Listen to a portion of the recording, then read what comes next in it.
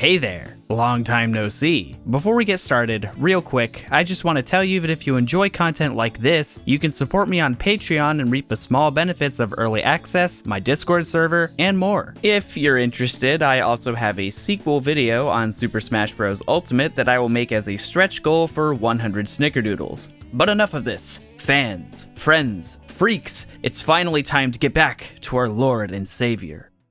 Sonic the Hedgehog, he who forever sparks boundless discussion. Now, just remember, my previous video was called Farewell Sonic Forever? With a question mark. The point of a video was not to say that I am permanently setting myself off limits from this series, but to illustrate the fact that I believe that the spirit of Sonic is gone, maybe never to return. It's no longer even the series I grew to love, but that sure got me thinking. What if it was? Now hold on. This is not a how to fix Sonic video come on, everyone's thought of that. No, we can do better. Frankly, in some form or fashion, many of the issues the series faces today can be traced back very, very far. I don't think even the most devout Sonic fanboy could deny that the current reputation of the series is born of a snowball effect where mistakes were made in a very unfortunate sequence, one after another, in one place or another. At some point, I believe, you feel the series was stronger than it was at another point, and it's certainly not in the natural sense that it would be for another big-name franchise. So why is that? Why is Sonic, a singular continuity video game series, so defined by generations and eras and all this crap? Could that have been avoided? I would say so. Today, I mainly want to look into the question of how could Sonic have successfully evolved? To do this, we're going to have to grab our imaginary time machine and go back. But where to? Okay, so we gotta establish some ground rules, lest I cause a time paradox, or a fit in the comments section. Rule 1. I will attempt to keep the artistic integrity of our timeline mostly intact. What I mean by this is that I'm going to try to have this hypothetical timeline still be recognizable as a reflection of our own. There's plenty of ideas as the series goes on, and I think it's only fair to the creative talent that I try to keep as many of them in as possible, with notable exceptions that I believe simply don't coexist in this scenario. Rule 2. This video is done through a lens of retrospect. Obviously, I have had time to sit here and reflect on each and every mistake Sonic has made, but a fresh Sega back then wouldn't. This is the nature of the video, and there's no changing that, so don't take it too seriously. Rule 3. I'm going to try to be realistic with my ideas. I understand that there's a lot on the business side of a coin that I just can't hope to comprehend, so I'm not exactly out to conceptualize a series that couldn't possibly have been achieved. I wish to try and convey what I believe the series could have realistically done while still being sustainable, backed up by evidence of what other properties were able to do. Rule 4. I'm strictly not going to be talking about Sonic the Hedgehog through Sonic Adventure 2. Because you think the adventure games are perfect. No, because the classic and adventure games are so heavily tied to Sega's console business that it is well beyond the scope of this video. And besides, I'm making some changes to other games that I really like, so don't get any ideas. Finally, Rule 5. Some things are going to have to be left a bit vague. You're gonna have to use your imagination, as I can't exactly make fan games to show you what I mean. I'm not a game designer, and I'm also not a fanfiction writer, although I probably could be. So I'm gonna throw ideas out onto the table and maybe give examples for why I think it could work, but I can't be too specific, and I just want you to be open, not take it too literally, try to have fun with it. With all that information in mind, let's close our eyes, hold hands, and blast through with Sonic speed. We're going back to Sonic Heroes.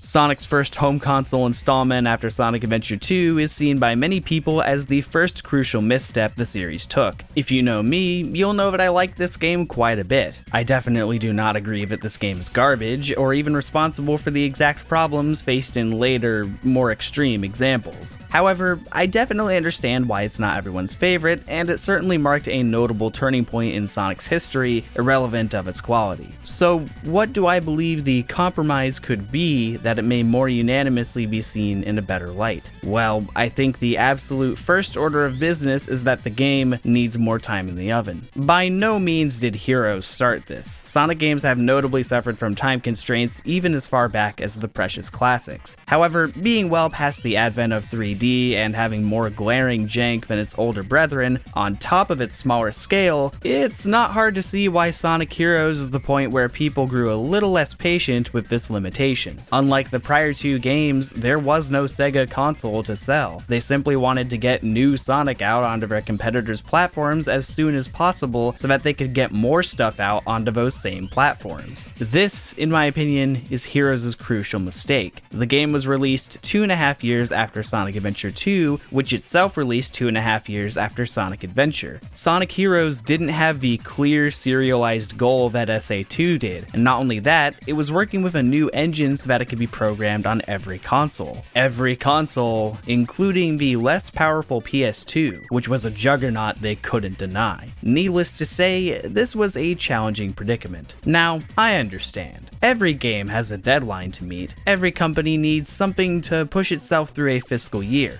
But after you release overtly rushed games, time and time and time and time again, eventually your reputation falters to the point where you lose out on cumulative sales you could have otherwise had. If everyone thought Sonic was this awesome brand and they just had to get each new game, I don't think I even need to be in the business to know that'd be a better reality for all parties involved. Without a console to save, this refraining from riskily publishing games in hopes for instant gratification should have begun here. Sega can survive if Sonic Heroes comes out in late 2004 instead of 2003. There's more to this point, but I'll have to save that for a bit. Bottom line, don't rush games. Not everything can be done within a realistic time frame, but this is not okay.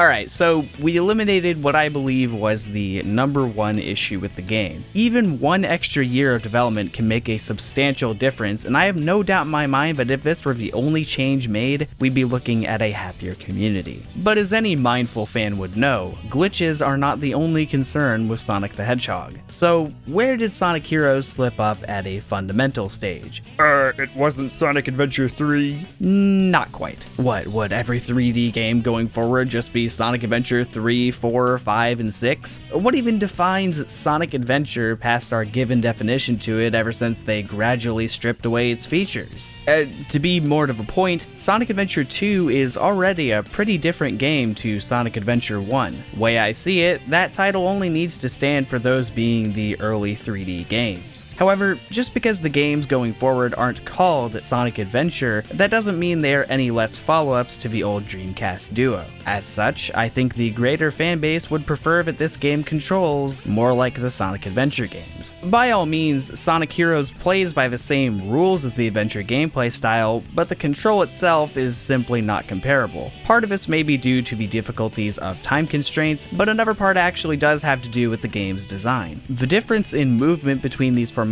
makes it appear all too intentional that the speed characters take off at rocket speeds compared to their Dreamcast counterparts, because it's by design that you switch to the other two for slower segments. This is why one does not simply plop adventure control into these stages, because they plainly were designed with this breakneck speed in mind. I opine that this gear shifting control method is still fine, but clearly it's not ideal and we really don't need it. Instead, I think people would be a lot happier if a game were designed around each formation playing as they did in Sonic Adventure, but with some tweaks to account for the new team gameplay. Having equal and organic run speeds, but shining as individuals through their unique abilities. Flight would probably have to be nerfed so as to not be the dominant option, and I guess they have a good excuse to do so through this heavier totem formation. But this nerf would come naturally through a shorter distance rather than dropping you like a rock with a weird movement meter. Power characters would also receive some nerf from their adventure counterparts in that they can't climb walls. They can still glide farther than the fly formation can fly, but their verticality is limited by comparison. I think by swapping between these different forms of traversal, spin dashing, flying, or gliding, the player would be able to have a flow undreamt of in the previous games. Or at least they will if they embrace the power of teamwork. Speaking of which, for our heroes to be teaming up, there's gotta be a greater threat that'd be difficult to take on alone. As such, I totally understand why more complex combat was integrated starting with this game. This will remain mostly the same in my timeline. Essentially, we're looking at a button layout like this to better convenience the player and make them feel in control of these unstoppable teams. No same button syndrome, no more Dreamcast shoulder button camera. What could be? Well, that about does it for Control, which I feel isn't too unfeasible at that time, but what else? Yes, the structure. Sonic Heroes is pretty unique in how it prioritizes story much less than its predecessors. This isn't inherently a problem, not at all. Well, I certainly don't think it's an inherent win either, but it can definitely work. This game is essentially structured exactly the same as Sonic Advance, which would be cool, except the game has more of an intertwining story to tell. It's actually like an awkward middle ground between adventure storytelling and the more bare stories of the Advance games. As such, the game feels conflicted with its own structure. Like, they designed the thing to be this easy pick your favorite team and go save the world thing, but there's also a last story, which takes elements that you need to play the other campaigns to fully understand. If you don't care about the story, then there you go, you're good, but that's clearly not all they were attempting to achieve here. Since the story is not the one in the driver's seat, or even the passenger's seat, it has to try and get in wherever it can. The developers want there to be rival battles between teams, so we need to conjure up some reason for each conflict to happen.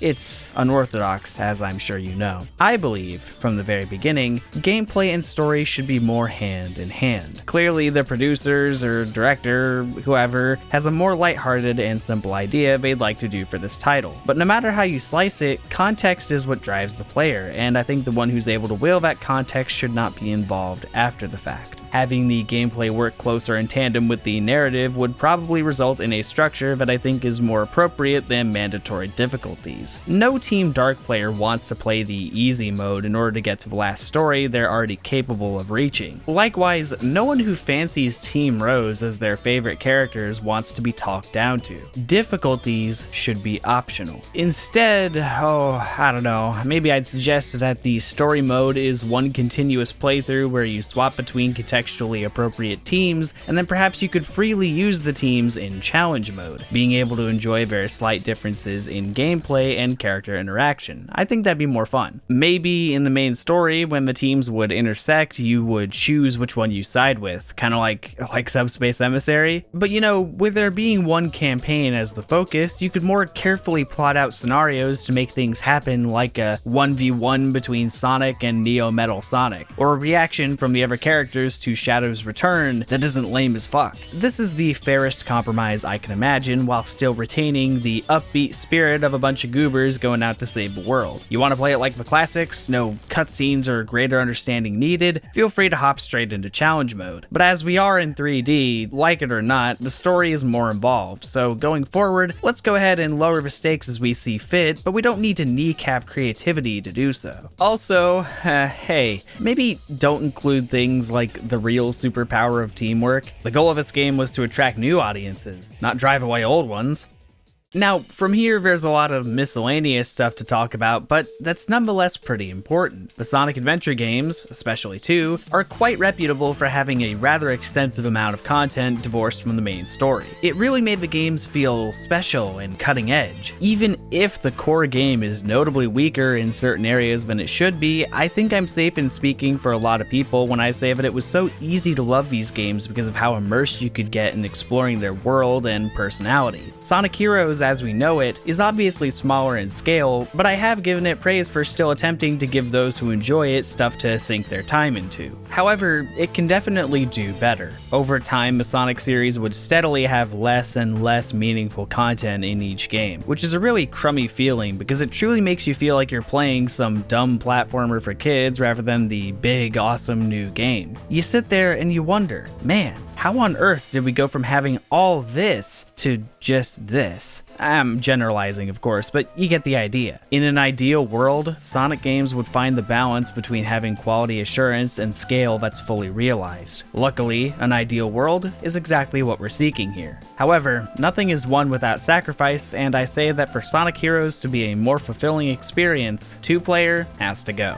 I get its inclusion, I admire it, I do, but frankly, it'd be better and more profitable to leave multiplayer to games based around it. That development time can be spent strengthening a great single-player experience, and once they're confident in that, perhaps we can see a nice gallery of goodies to unlock. Fun side missions, cosmetic skins, or even characters like in the battle mode of SA2, boss attack mode, you name it. Actually, since we're collecting the Chaos Emeralds like the good old days, how about super forms that you can activate within stages? And I mean real super forms, none of that dinky shield business. By the way, I'm vetoing the notion that only male hedgehogs can go super. I think that's stupid. Design super cream and cheese, you cowards. Oh yeah, so you know how super hard mode is the ultimate unlockable of our Sonic Heroes? That's kinda lame. I think after Green Hill and SA2, it should be law that each 3D game has some super cool secret at the end. What would that be here?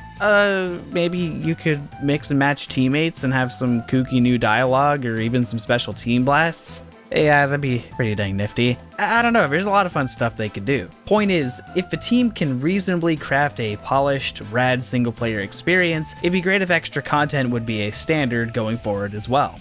And like that, I think I have officially scraped the bottom of my Heroes barrel. The main takeaway here is that with more time and consideration, Sonic Heroes would hopefully be a multi-platform hit that introduces a bunch of new fans to all kinds of cool characters. For me, it already is, but I'm talking of bigger success. While Sega has unfortunately lost its place on the gaming totem pole, it would be able to use this new position to strengthen and broaden the appeal of its star IP. Sega may have lost to the console war, but Sonic's face is still everywhere Mario looks. Ooh, and if I may, as a fan of how Metal Sonic was portrayed in this game, I think it'd be really nice if at the end, Omega shot him into a million pieces. Now, I know that sounds weird, but it's to build character, because Metal Sonic would not fade into staleness as boring, silent spin-off fodder who follows Eggman's every command. Instead, it'd be cool to see him kinda become his own thing, having transferred his data into a new body in a post-credits scene like Ultron or Sigma. Okay, that's getting into the fanfiction territory, but I have good reason. To put it bluntly, Sonic characters in our world have descended into complete madness, with flanderization continuing for so long that some people are not even able to remember what the characters were like in the first place. Among examples of characters who regressed instead of growing or even remaining the same, Metal Sonic is one of the most underspoken. A shame, for I love him so. But nothing is more emblematic of how the series lost the plot than the decline of its second most popular character. For us to understand the gravity of this, we need to unlock the secrets of his past. How could Sonic Team have successfully released Shadow the Hedgehog?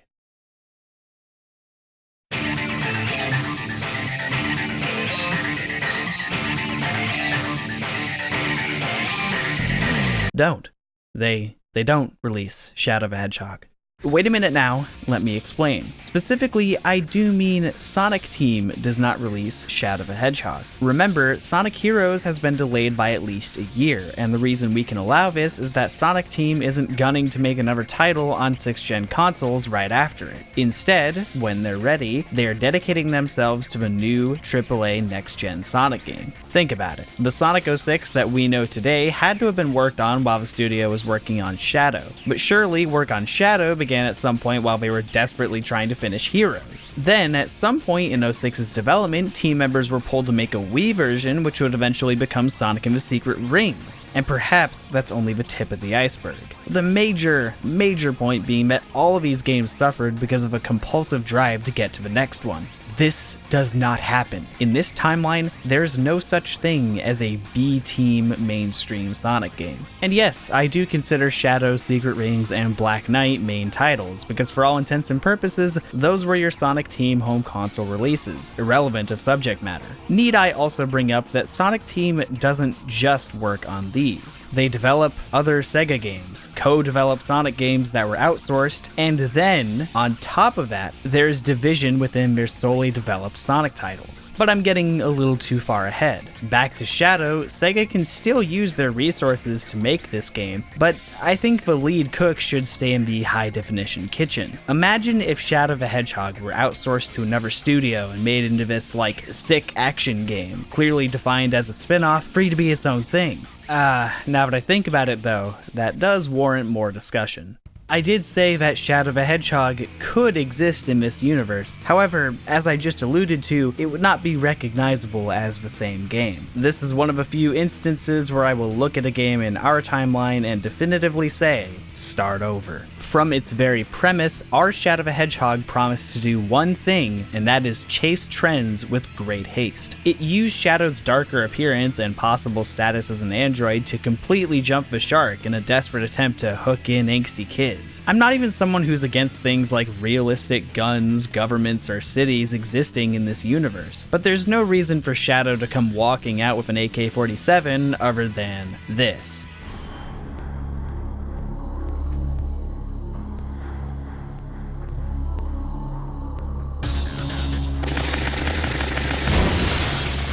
It's plainly shock value, and unfortunately that's a key element of this game's identity. The choice between hero and villain doesn't work because following SA2, Shadow isn't meant to be a character of dubious morality. What a game about Shadow following Sonic heroes should be doing is explaining the business with Eggman and the Shadow androids while also going a step further to unlock even more secrets about Shadow's past than he was initially looking for. Answering questions such as, what was the Eclipse canon for? What's going on with Maria's alleged illness? Can we elaborate on details pertaining to the Ark incident? And well, certainly some of these questions were answered, but in the stupidest way possible. Ah, yes, of course. Shadow was made through Gerald's strange 50-year contract with an alien named Black Doom. Okay, focus. I'm not here to rail on the game, I'm here to convey that this forever ruined the perception of this character and more definitively stained the reputation of Sonic Team. We can sit here and debate on how good the game plays, I think, but it doesn't matter because what the game set out to do in the first place is absurd.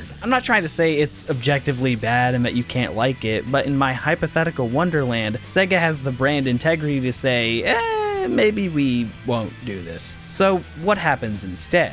I don't know. I'm not going to delve too deep into it since it's no longer a main game and it'd be starting from scratch. However, there are some things that are all too relevant to the rest of the series that I will say. To begin with, and this truly seems like a no-brainer, Shadow the Hedgehog's plot should probably be written by the man who created him, or at least his original story, Shigeru Maekawa. In fact, let's go back a bit further. This whole Shadow Android arc should have been planned better in advance. Perhaps it was. Perhaps Maekawa always had an intended vision for where the character would go following Sonic Heroes. Regardless though, he's not the one who got to write that chapter, as he would instead be occupied with a later chapter. So what the fuck do we do? Well, I think here is where there truly should have been a concentrated effort to maintain the series' lore and continuity. Rather than playing musical chairs with writers, maybe there should have just been a dedicated team behind the creative decisions having to do with this universe. Even if someone new is taking the helm for a new project, or even if the producers mandate something entirely different, you'd have a council of individuals who truly understand the source material and try to make sense of it all. I'm not ignorant to the idea that perhaps this actually exists in our timeline, but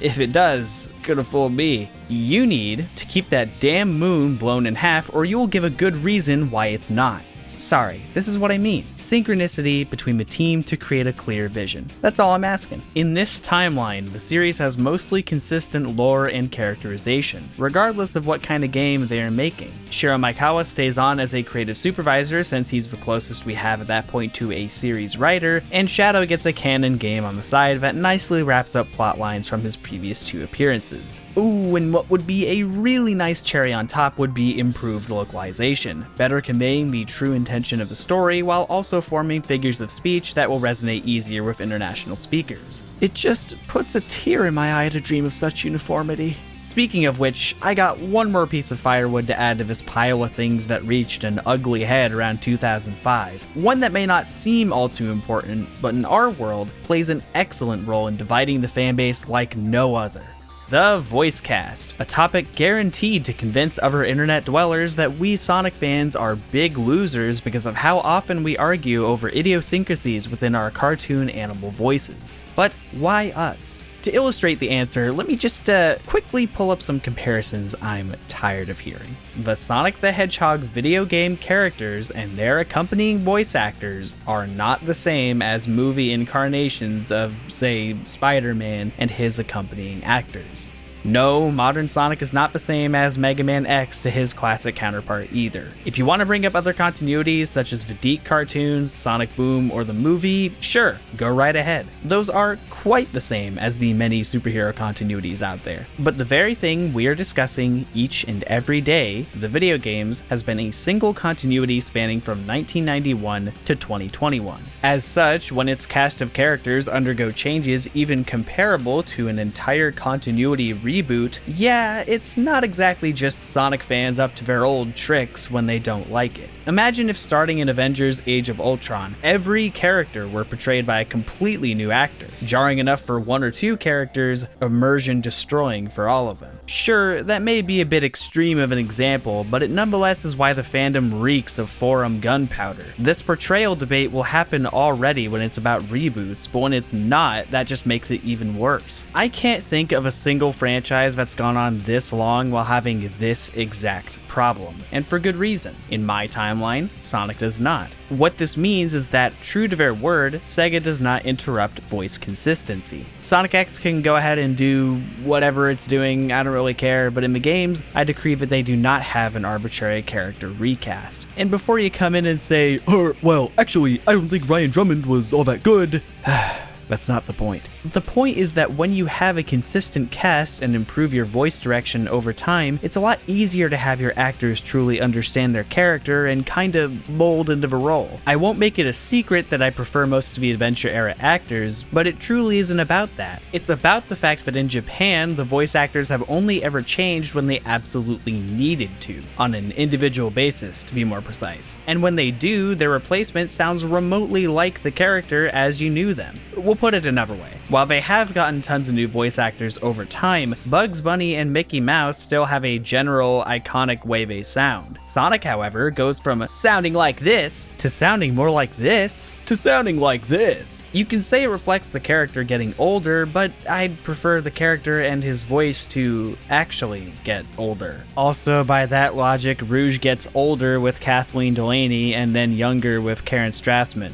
Yeah, no. In my timeline, we don't waste energy on Twitter debating whether or not certain voices match their characters. If an actor chooses to pursue other opportunities, cool. But you'd kinda trust that the localized version of that character wouldn't have their entire vibe changed quite like Vector the Crocodile did. Find the computer room!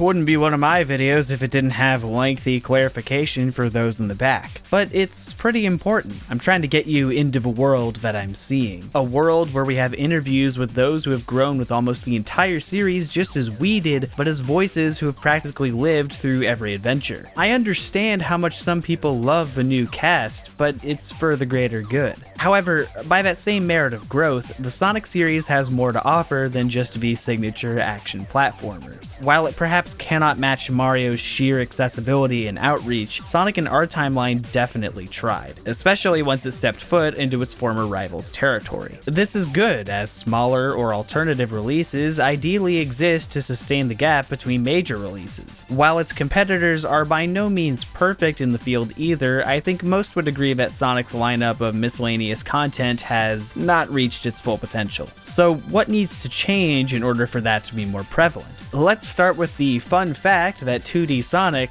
never left. It's always had a moderate degree of success on Nintendo's handheld systems while being developed by Dimps. Even a lot of critical outlets will back that up. Be that as it may, Dimps kind of became a meme for the more diehard Sonic fan, and it's not quite unfounded. None of these games share the same scale of Sonic 3 and Knuckles, for one thing. For another, while the classics had quite a bit of dated design themselves, the Dimps titles are infamous for some pretty questionable decisions compounded by inherent screen crunch. It's for this reason that I suggest even these titles receive some more time in the oven. More time to playtest, more time to create, more time to be true follow-ups to the games on the Genesis. The first Sonic Advance launched in December of 2001, very shortly after the handheld itself hit store shelves. A comfortable and safe way to ease Sonic into the greater gaming outback, but in retrospect, it mirrors Heroes in a way of desiring to quickly reach Nintendo's new toy and being limited by that fact. Of course, with this, they then would have more time to release as much content for the system as they can. Ideally, maybe Dimps doesn't create 3 Sonic games on the GBA. Maybe there's only 2, but they're considered like must-haves. Then perhaps they could spend more time on their upcoming DS project, not too dissimilar to the situation with Sonic Team and the 360.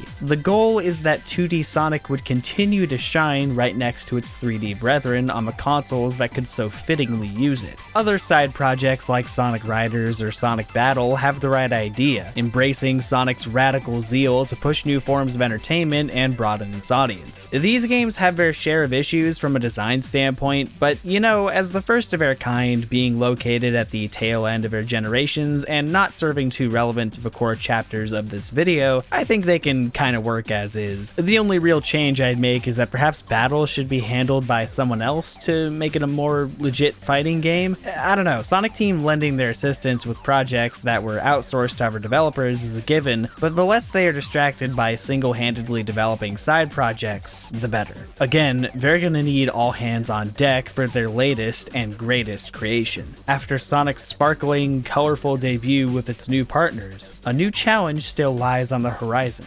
This time, speed won't be enough.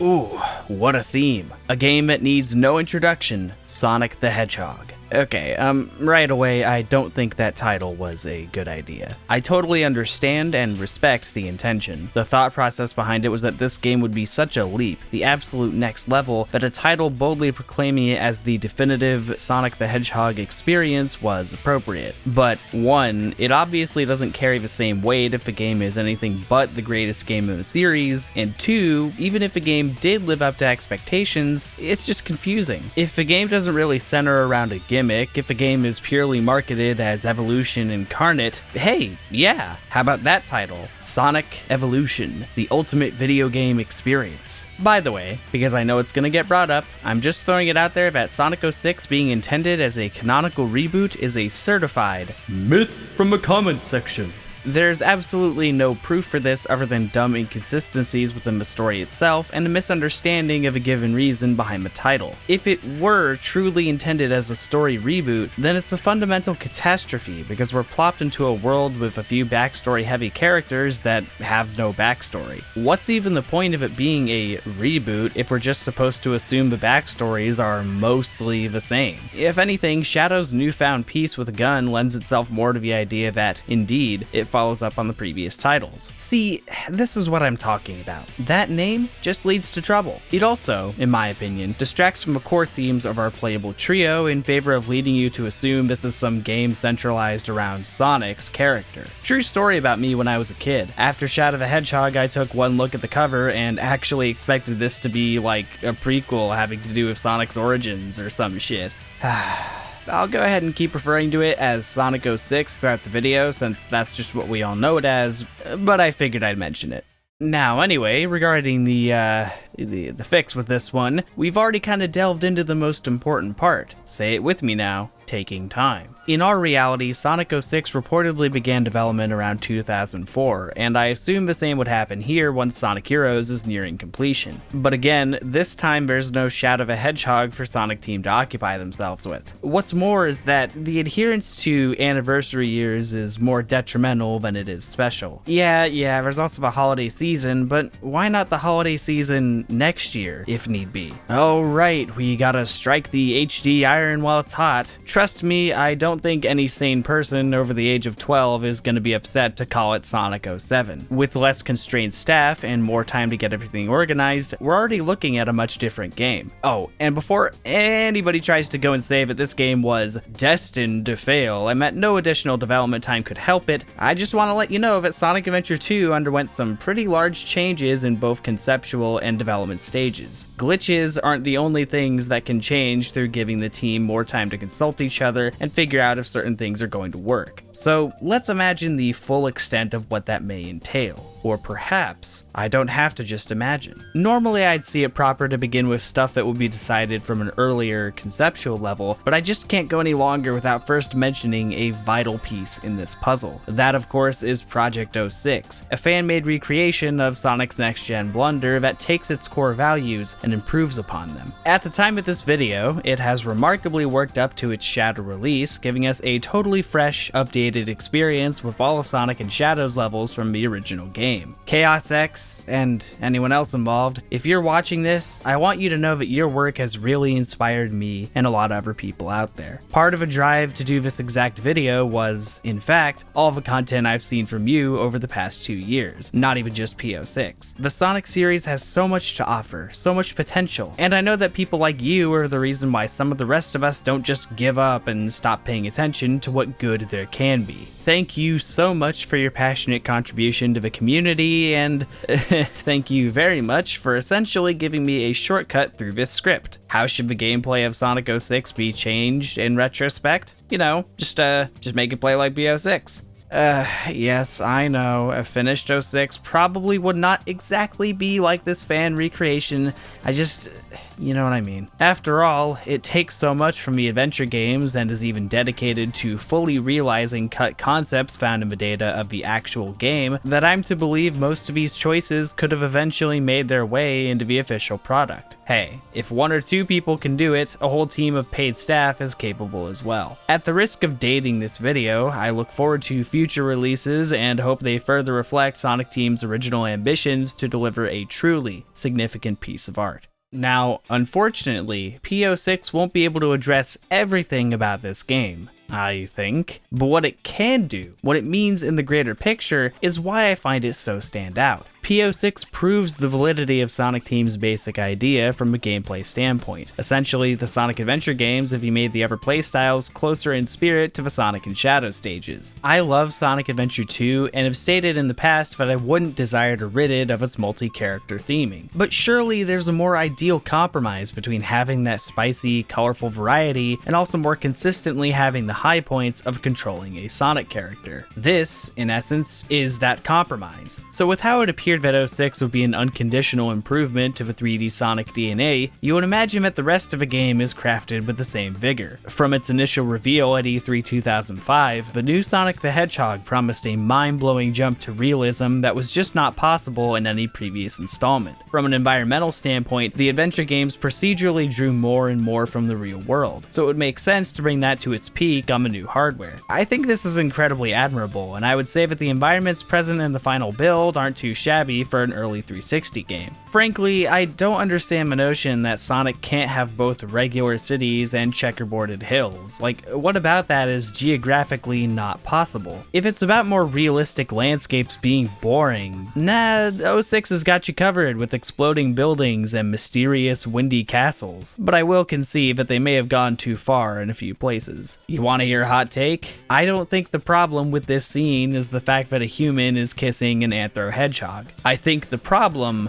well, okay, 1, it's that she's kissing a corpse, and 2, it's that she's like a real human, and he's like a somewhat lankier scrimblow bimblow. Interspecies relationships aren't exactly an unheard of thing in other media. Sometimes with different contexts, sure, but let's not pretend that Elise has the hots for a real animal, okay? Whether you're furry or not, I mean, look, Sonic's got human rights too, you know? Okay, this is getting pretty awkward. My point is that I am 100% positive that the reaction to this scene would not be nearly as horrific if the humans in this game didn't look so jarring next to these slightly more realistic cartoon characters. No one's really bent out of shape over Sarah from the Sonic OVA, right? It's all about presentation. Why is Shadow just taller and more detailed while Dr. Eggman looks like a fucking actor playing him in a live-action movie? Wow, that's actually quite accurate now. The humans in previous games have been variable in appearance, but I don't think they pushed the realistic barrier quite like these ones have. In Shadow the Hedgehog, the president looks kinda goofy, not too unlike fellow human Dr. Eggman. The way I see it, just handle the humans as you do the Mobians, or whatever they're called. Update them to be more refined for this new immersive world, but we don't need hyper-realism that will inevitably date itself anyway.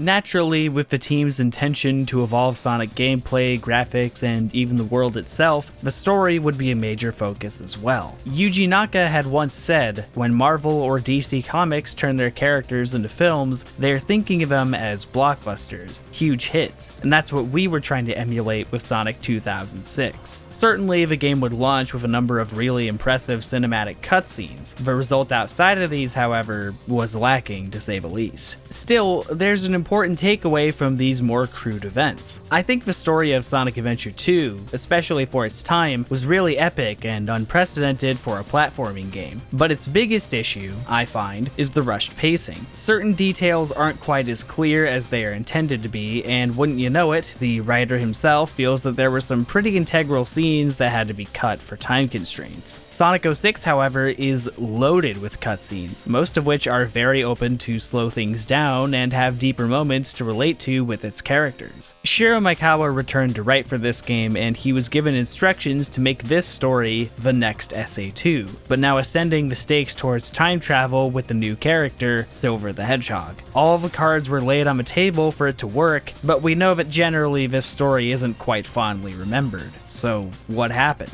The exact details aren't really known, but I can assure you that it is not some rhetoric about how serious storytelling can't work in Sonic. Especially if you put stock into the idea that they saw this as if it were a superhero movie. What I believe went wrong is simply that the game was so rushed that they didn't even have time to iron things out within the basic scenario. From a design standpoint, you're looking at what we know as a 2-year development cycle, while also juggling other projects, while also working to meet the standards of a new revolutionary console. There's no time to waste here, so much like Heroes, there simply is no waiting for the story to base our game around. Furthermore, this story isn't strictly by Maikawa's hand, as he is only credited towards the game's script. Likely, more so than even the previous games, most of the key plot elements had to be guided by the director Shun Nakamura so that they could immediately begin working on all the hard material surrounding it. This leaves the other writers to try and tie up the threads that bind these elements together, and indeed, we're left with a messy puzzle. I'm sorry, I'm making this video more of a developer history lesson than a magical what-if scenario, but I think it's important to understand why all this stuff happened, and it's doubly important to understand how close to greatness they truly were. There are some absolutely talented people working at Sonic Team, making this game, and is it naive of me to believe that giving these people breathable work conditions would do more profitable good than harm? I don't think so. Suffice it to say that 1 extra year of development time doesn't go at the end, it goes at the beginning. Sonic Team has time to coalesce and devise a vision that will make a healthy, happy environment for the consumer and artist. Yes, that sounds nice, but what does it look like? I did say I would not subject you to straight up literature, and unfortunately 06 is quite the complicated beast to give vague statements about. It's not exactly a storyline to start entirely from scratch like Shadow the Hedgehog, it's more of a somebody needs to peer review this like a few times kind of deal. So I guess I can only give examples of what that could look like. Starting with the time travel. Time travel stories by their nature are incredibly difficult to do, which is probably why I love them a lot. Putting a time travel story on top of an already existing franchise, however, oh, what a challenge. This was way too large an undertaking to be done with the time given, and it clearly shows. There are plot holes, continuity wrecks, and frankly dumb character decisions all all over the place thanks to the approach of, don't worry about it when it comes to this time travel. Now, I think inevitably there's no such thing as a spotless time travel plot, as such a concept lies beyond our current comprehension, but you need to at least attempt to have solid rules and limitations. Having 2 Chaos Emeralds be capable of granting time travel, even if requiring 2 users, is a bad idea for reasons I'm sure you can guess. And I mean, come on, whatever happened to the time stones? Well, okay, let's assume those babies are gone because Little Planet flew away. You know what other means of time travel exists in this game? Mephiles.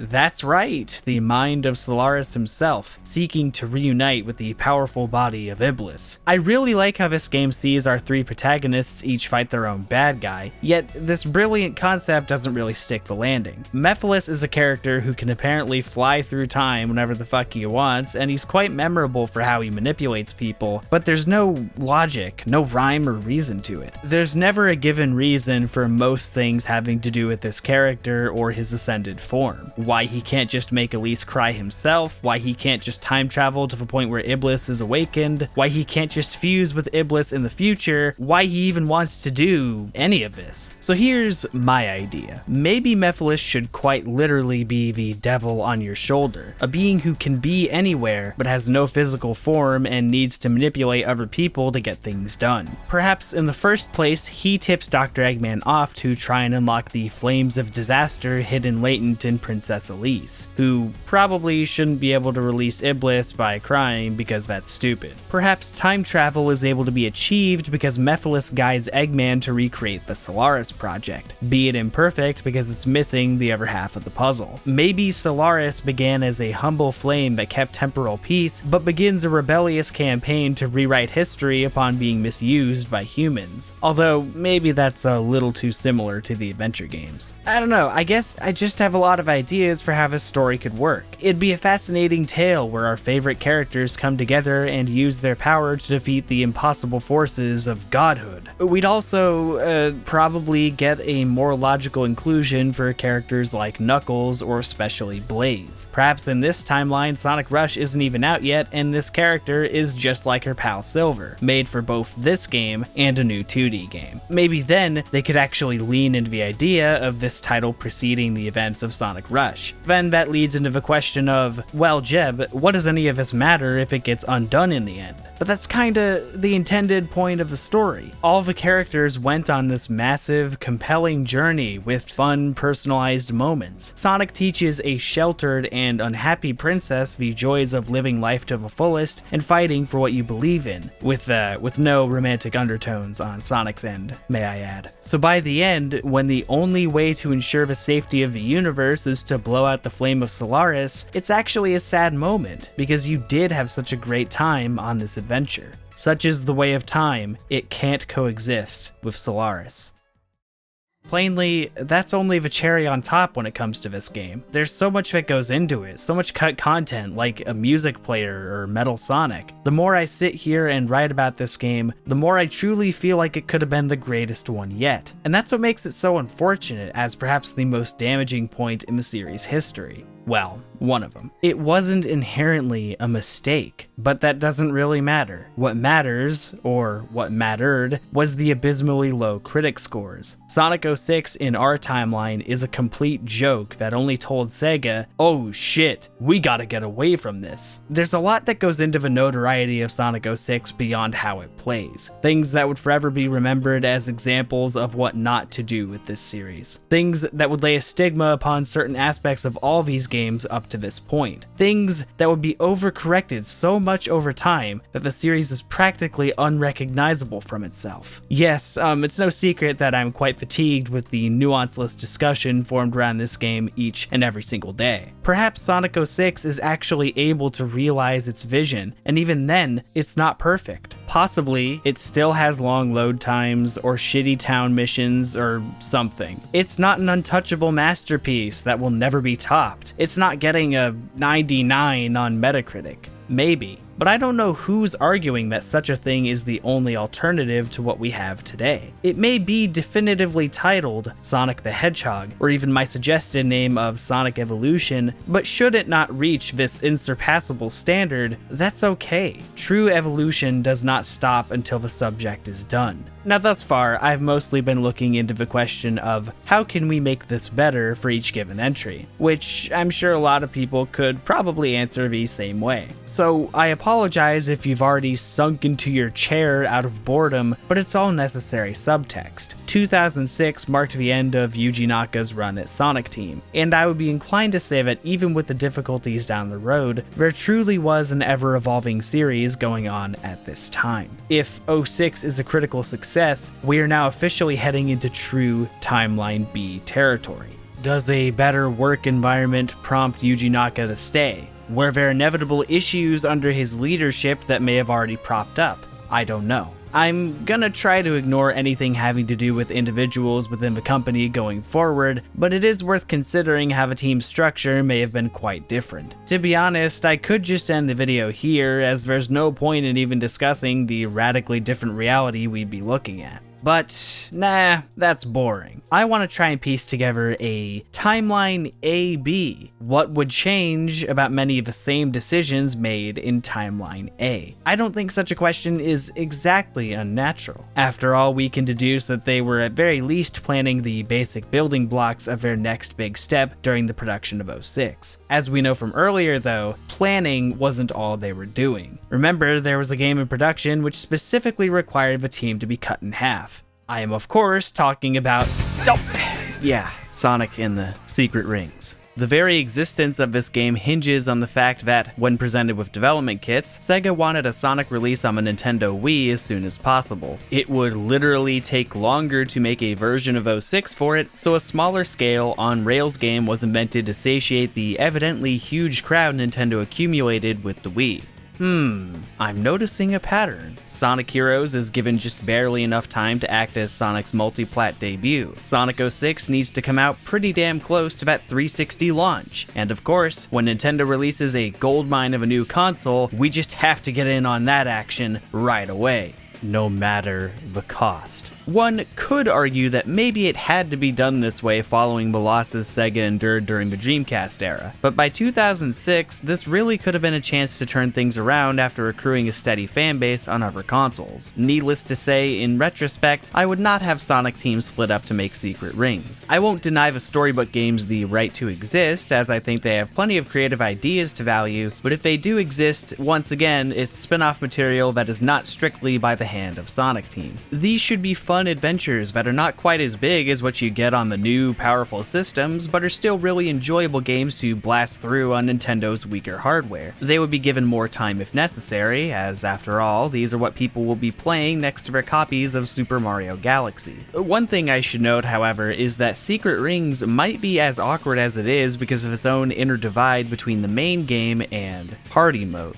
Yeah, they elected to go and make some sort of Mario Party-esque game mode to really make the fullest of the Wii's motion capabilities. As I'm sure you can imagine, both this and the main campaign kinda suffer as a result, even though it was definitely cool to have these things on one disc as a kid. I believe that if one of these things were cut, the game would not be quite as janky on either end, and may actually have been able to be realized within its incredibly short dev time. This is why the multiplayer of Black Knight is kind of weak sauce in comparison to Secret Rings' more unpolished, yet fleshed out party mode. Such was a necessary sacrifice in order to produce far more stages, cutting out that unclear filler nonsense. Though, the topic does warrant a point that I think is very important to Sonic's longevity. With the evolution to the next generation, furthering Sonic's reach to other genres seemed like a tantalizing thought to make good on. We would get more Dimps games, we would get a Riders sequel, we would get an RPG, and yes, we would get some Olympic crossovers with Mario. This kind of stuff really helped keep Sonic afloat during all the bad shit that was going on with the critics and management. It was definitely a fine safety net, but I'm not concerned with fine. The unfortunate reality of our timeline is that a lot of these different spin-off branches would eventually fizzle out for one reason or another. This was not preordained. Sonic Riders Zero Gravity was most likely not given a lot of time, and thus the improvement over the original became an overcorrection that made it absurdly basic. Then what they decided to do was use Sonic Riders to hop right on that new Kinect thing. After this, Sonic Riders was never seen again. Sonic Chronicles v Dark Brotherhood was a very interesting RPG from BioWare that had a lot of care put into its ties with the series lore. It truly did feel like there was some passion to create something big here, but again, not nearly enough time was given to this team, which was already quite busy as it is. This time, even the music was affected.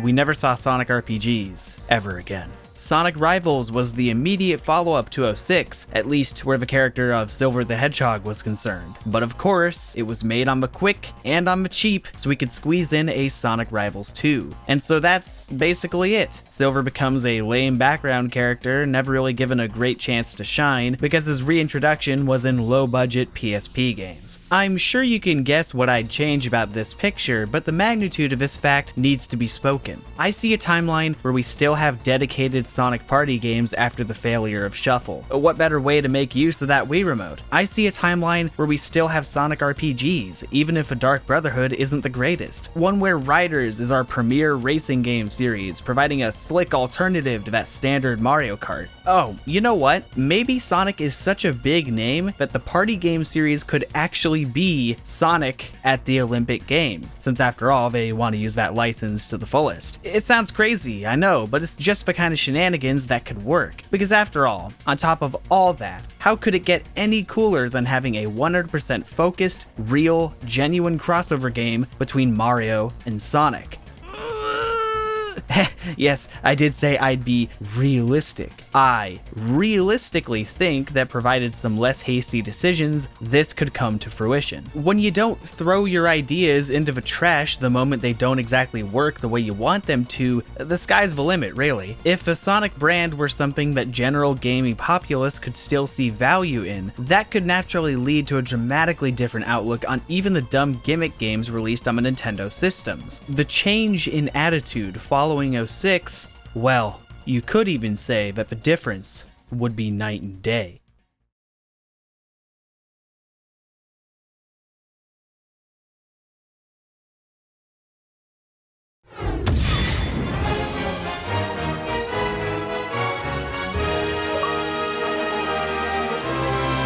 Sonic Unleashed. What was a game meant to provide a fresh break away from the multi-layered drama of Sonic 06, you'd first ask if it even truly exists in this timeline at all. It's easy to look at the game and see it as a direct response, with a much simpler story that has more comedic writing than usual, a focus on Sonic as the only playable character, and a new style of gameplay that rocks the fundamentals of 3D Sonic on a level unlike those before it. However, regardless of the fact that I enjoy this game, I have good reason to believe something like it may have existed even with the success of 06. It's not often spoken about, but Unleashed was directed by someone new, Yoshihisa Hashimoto, previously well known for being the lead Chao Garden programmer. If you can believe it, the raw development of this game dates back to a few people developing the Hedgehog engine in 2005. After about a year of doing that, conceptualization for a Sonic Adventure 3 began. Of course, I don't really know what that means if 06 isn't Adventure 3, but I digress. The game would gradually be envisioned as a solo adventure focusing on Sonic traveling the entire world, designed as a pure, legitimate evolution. At some point, however, an order was given to include a stimulating element, to which the idea instantly popped up.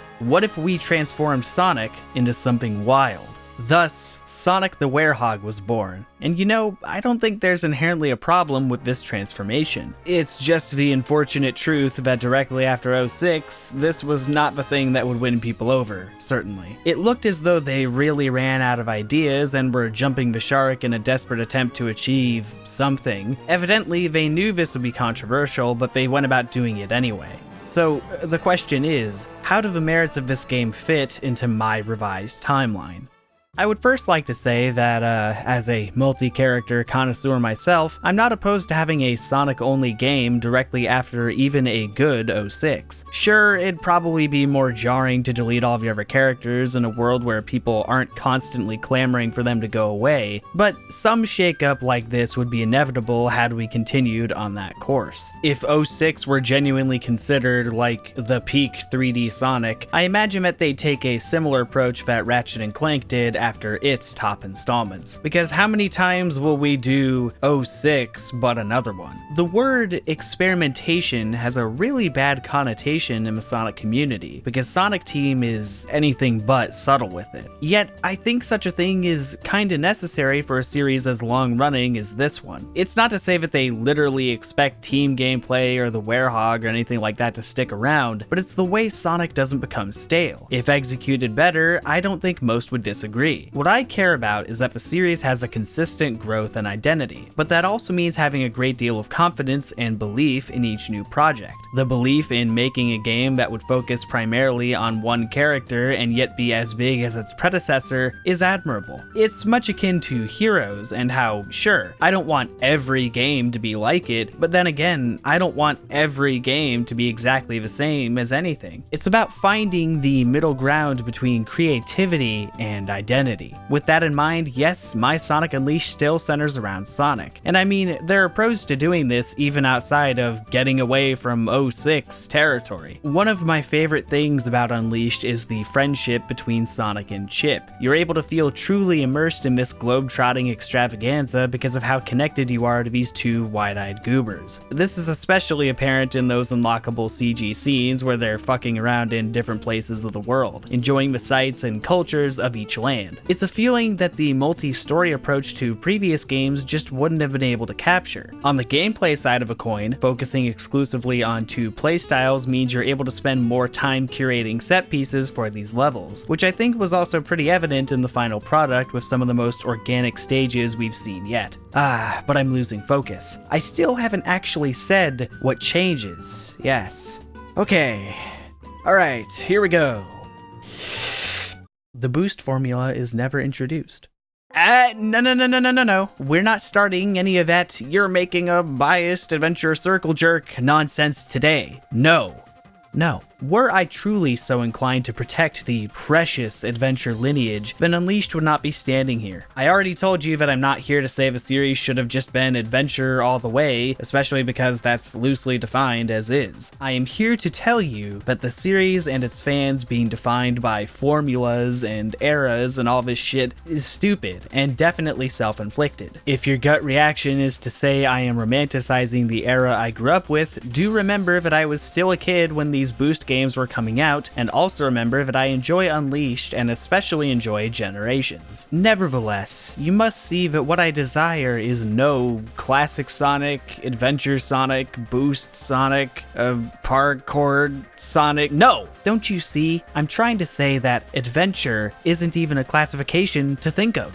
What I wish for is simply 3D Sonic and 2D Sonic. I suppose for some, it'd beg the question of what makes daytime boost Sonic antithetical towards the greater 3D series, since after all, it's meant to be a new step, a new evolution. And it absolutely is in terms of the speed and energy exhibited. However, it's not simply adding to what existed prior, hence why it's even described as a separate gameplay style. Camera control basically becomes obsolete because the instantly fly forward button mandates a more linear approach to level design. Any semblance of momentum-based control, which would have grown more and more accurate as the series went on, that also is kind of neutered when the game is so focused on blasting through at F-Zero speeds with the push of a button. This is why a lot of people say Sonic controls more like a car than a character now. Combat literally can't be anything more than just ramming through or homing attacking enemies, which I'll get back to in a sec. And then, of course, the most contentious factor of it comes in the form of 2D sections. Even as far back as Sonic Adventure, there has been compromise in creating 3D Sonic stages. In that game, they made about 10 of them and realized that the game would be incredibly short if it were simply focused on Sonic going through these levels. It took so much work to craft environments that Sonic could race through in 5 minutes. So this is why they use the same environments and make tweaks to extend the game with other characters instead. In Adventure 2, the levels are discernibly less open and less organic, placing far more emphasis on action and gameplay than the scenic worlds of Adventure 1. This, in combination with reusing assets, allowed them to create 30 stages. But again, Sonic and Shadow were only a portion of that. Their stages, on a technical merit, are the largest ones and also the ones easiest to mess up given their unconventional speed. Fast forward to Unleashed, and we've reached the boiling point of this problem. These levels have to be even larger thanks to the boost gameplay, never mind the additional details of an HD system, and thus, an easy way to make sure they don't end in 1 minute is to load them up with 2D sections that are much simpler to develop and will force Sonic to slow down. However, even with that, and even if they dedicated all that development time to just regular Sonic, the game would be far too short. This is why no boost game exists without a gimmick, and even then, the length of these games following Unleashed is, well, you know. I don't think it is unreasonable to say that the boost is an inhibiting factor in the development of Sonic games, even surpassing usual 3D Sonic troubles. But by all means, I wouldn't displace everything about the day stages in Unleashed. The quick step is something that I think would actually work pretty well even for adventure gameplay, intended as a way to keep the player active during straightway segments. The wall jump is an excellent idea that could pave the way for some really incredible runs, adding to the frantic flow of dashing through these lifelike places.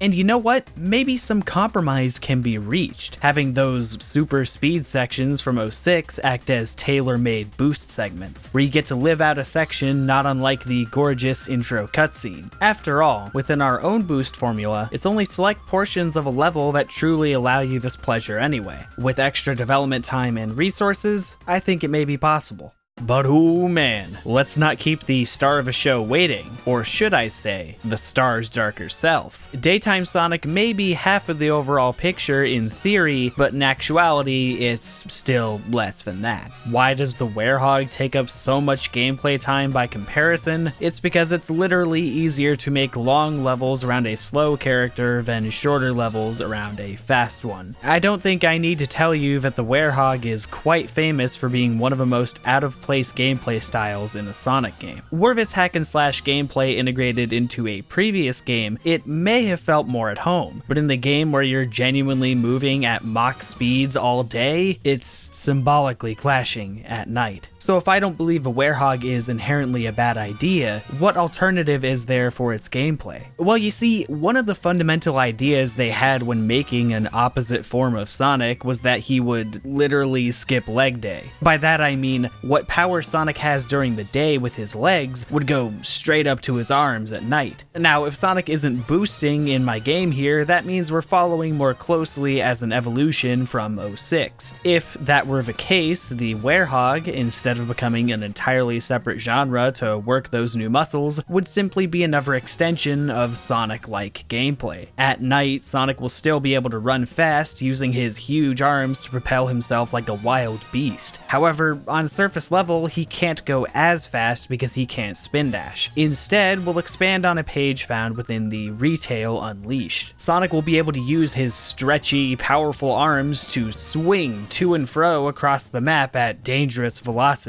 This hulking monster will be tearing his way through cityscapes at night with free reign to grapple onto most surfaces rather than the limited poles found in our game. Another benefit to having this slower pace on the daytime spectrum is that you'd be able to do more level-specific things without it feeling like a screeching halt to your maniacal dashing. Henceforth, the same would be true at night. You'd be able to use the Werehog's strength to do fun things relating to the environments you're in. Basically, it would feel like a true alternate Sonic, having abilities comparable to the daytime counterpart in function. For example, instead of having a bounce attack like normal, the Werehog will have a stomp move with his spiky cleats. Cleats? Yes, I suppose that's a good segue into combat, as I'm sure that would inevitably be part of this Unleashed identity. Light combat from Heroes and 06 would be in this game too, instead of the unnecessarily extensive combat the Werehog is known for. Not only that, but it would be yet another showcase of Sonic's strengths and weaknesses depending on the time of day. You ever think it's shitty that the Werehog is supposed to exude sheer power, yet he has to sit there and wail on some of the same enemies that he would effortlessly blow through if the sun was up. That's not how it should be. Instead, while Sonic would probably be faster overall during the day, he would have to take things a bit more carefully if he wanted to make it through multiple enemies. When the moon rises, though, it's a completely different story. Sonic would deal far more devastating blows and create areas of carnage like nobody's business, similar to the power characters from Heroes, you see. This mindset can extend to action sequences meant to mirror the daytime boost sections, and even bosses, which I think R Unleashed demonstrates a bit of already. You know, I would even allow them to keep the RPG-ish level up system, as I can actually see that coming into play for our later installments coming up here. Either way, this gameplay loop would ideally be a somewhat simple and refreshing evolution from what we saw previously. Maybe through this more balanced game design and, as usual, more time and planning, we wouldn't even need to pad this game out beyond breaks in the hub world.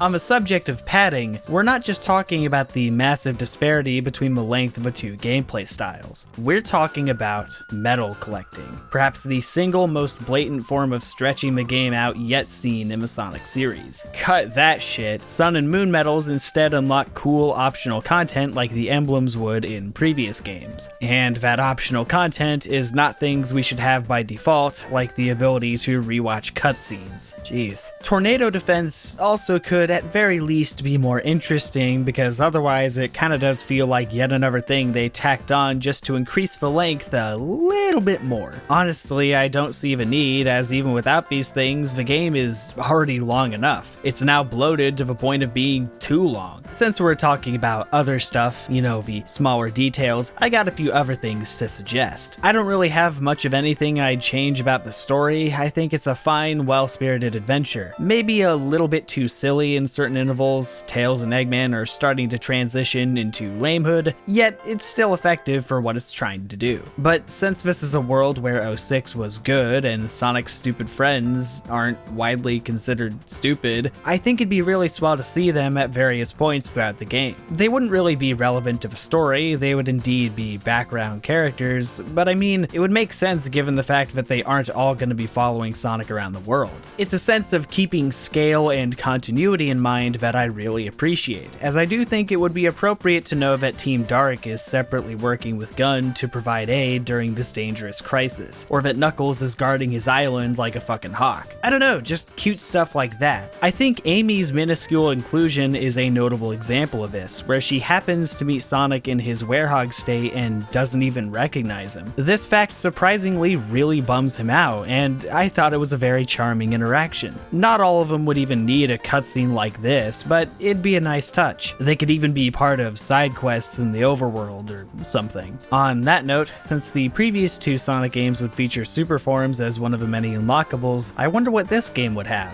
After all, I don't see the werehog being able to achieve a super state, what with his negative energy and all, and the whole point of a game is to leave the Chaos Emeralds in each Gaia temple until the very end where they all come together. In-stage super transformations just don't seem appropriate, and so I think it'd be really exciting to embrace the Dragon Ball and give Sonic some exclusive forms for this game. To demonstrate, I give you Light Sonic and Dark Sonic. Yes, we're ignoring that one. Forms achieved by fully tapping into the powers of Light and Dark Gaia. You'd probably unlock these after the cutscene where Chip reveals his true identity. These are not as powerful as Super Sonic, leaving that form for the final boss fight, but they'd hopefully be just as cool to use in-game, especially as you raid Eggman's ultimate lair. Yeah, I know, it's kinda out there, but I figured it would be appropriate for the game known as Sonic Unleashed.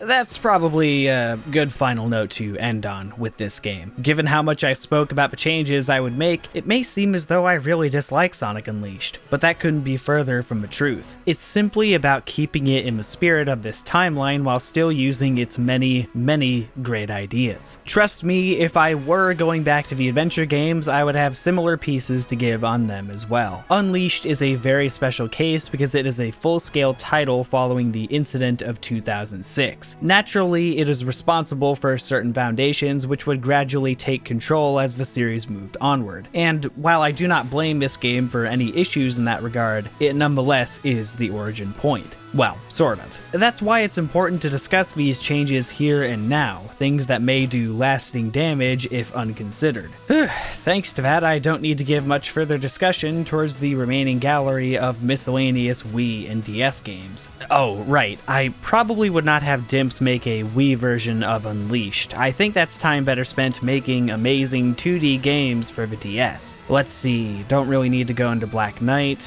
the Sega crossovers can do whatever, cover the Olympics. Yeah, okay. I think we're primed and ready to dive straight into the next big Sonic Team game. Sonic Generations.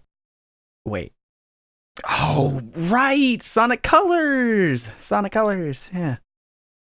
The cornerstone of 2010s, Sonic Colors is a simple Wii platformer made with the sole intention to address criticism received from recent 3D Sonic outings. In doing this, it got critical acclaim and has since been heralded by many as the savior of this messy series. As I'm sure you can guess, where my video is concerned, this presents a problem. See, my earlier leap to Generations is fairly simple to explain. I'm only being consistent with my given policy of there not being B-Team Sonic Team games. If Sonic Colors exists within my timeline, well, it's probably just a souped up version of a DS game from Dimps. Easy enough, right? Not exactly. You can say it technically began with Unleashed, but unequivocally, Colors is the point where a very, very deliberate approach to distance the series from 06 occurred. Almost everything reminiscent of their overly ambitious 2006 disaster has been removed, and they damn well made sure to let you know as such. In an interview with the director of Unleashed, it was stated that they simply wanted to create an ideal new Sonic game, and it wasn't really a priority to be a departure more than it was to just be good. By contrast, the very concept of Wisps would be explained as a way to offer different kinds of gameplay without bringing out any other characters. As if the characters are the problem and not, I don't know, the shitty gameplay they're tethered to. Well, opinion on the matter aside, what I'm meaning to show is that Color's very identity and significance is how it directly tackled criticism. Sonic is the only playable character not because it's more fitting for the kind of game they're making, but because it's what the people want. The writing is now incredibly silly, obliterating any of the remaining edge or drama found in Unleashed, and having English writing in particular from people who admit that they are not familiar with Sonic. The 4Kids voice cast does not have their contract renewed, despite Sega's previous insistence on voice consistency. Sonic is intentionally given a new actor who sounds nothing like the previous two. Then, to top it off, the game is stated to have its design be directed towards Mario fans on the Nintendo Wii. What I'm getting at is that Colors is a major turning point in the series that fundamentally does not gel with my timeline. Its inception in this form does not come to be because there is no drastic need to make people forget about 06 at all costs. The DS game that will be left instead doesn't have the Wii version's fundamentals to be based on. But most importantly, I have to talk about it because our Wii version of Colors would carry many trends into the following installments. Without it, there is no Pontaf, there is no Nega Wisp armor, there is no Cubot, and there's no reason to promote each new game by saying it's just like Sonic Colors, it's just like Sonic Colors, please buy it. Now, I'm not really trying to rail on the game. I think there's plenty of great stuff in it. I'm just saying there's a reason many people call the 2010s the Colors era. It feels like more of a reboot than 06 with lines like this. In just a few hours, Sonic's world will be under my control. Sonic's world? What are you talking about? In a series with consistent lore, gameplay, and scope, a jolly adventure through an interstellar amusement park would certainly be possible without the intense whiplash Colors presents to the rest of the series. So, as the dedicated third Sonic DS game, I'm just gonna assume for one reason or another that the Wisps are still thought up, although when following the prior 2D games, it doesn't really make sense for Sonic to be the only one to use them. Actually, maybe the Rush games themselves would be pretty different had the advanced games taken a different course. Whatever. Dr. Eggman's incredible interstellar amusement park would not even attempt to disguise itself as a form of atonement because I mean, really? It could just be a straightforward evil scheme like Little Planet. There's no need to have Tails of all people be an idiot and actually buy that Eggman has reformed by chaining together alien planets. Ooh, if they really wanted to embrace that continuity, maybe Tropical Resort could take some cues from a similar idiot plot in Sonic X and fill in the missing half of the moon. And wouldn't it be cool if you had an actual Sonic vs. Tails boss fight in Sweet Mountain or Starlight Carnival? Throughout the game, Eggman would be assisted by Orbot as he was in Sonic Unleashed. Orbot is actually helpful with managing projects, and the humor would come from the fact that he's very competently built to keep the Doctor in check, even when the man doesn't like it. Cubot doesn't exist because it doesn't really make sense for Eggman to create idiots to help him, now does it? You might ask why Metal Sonic isn't his designated lackey, but that's because he's evolved beyond that, having an agenda of his own that perhaps he continues to pursue in Sonic Rivals. I guess that's all I got for the Colors chapter. It would just be a really solid new 2D game. I mean, I myself quite like the DS version we have, so it'd basically be that, but with bigger scale, more levels, playable Tails, you know? The main takeaway here is that the series doesn't water itself down to solve its problems. Not just because I don't prefer that, but because it hopefully wouldn't feel the need. Both 3D Sonic and 2D Sonic can be big, and yes, try new things like the Werehog or the Wisps. At this point, we'd be going strong for 20 whole years. And what better way could there be to celebrate our two forms of Sonic, our two ways to play, than with one epic adventure?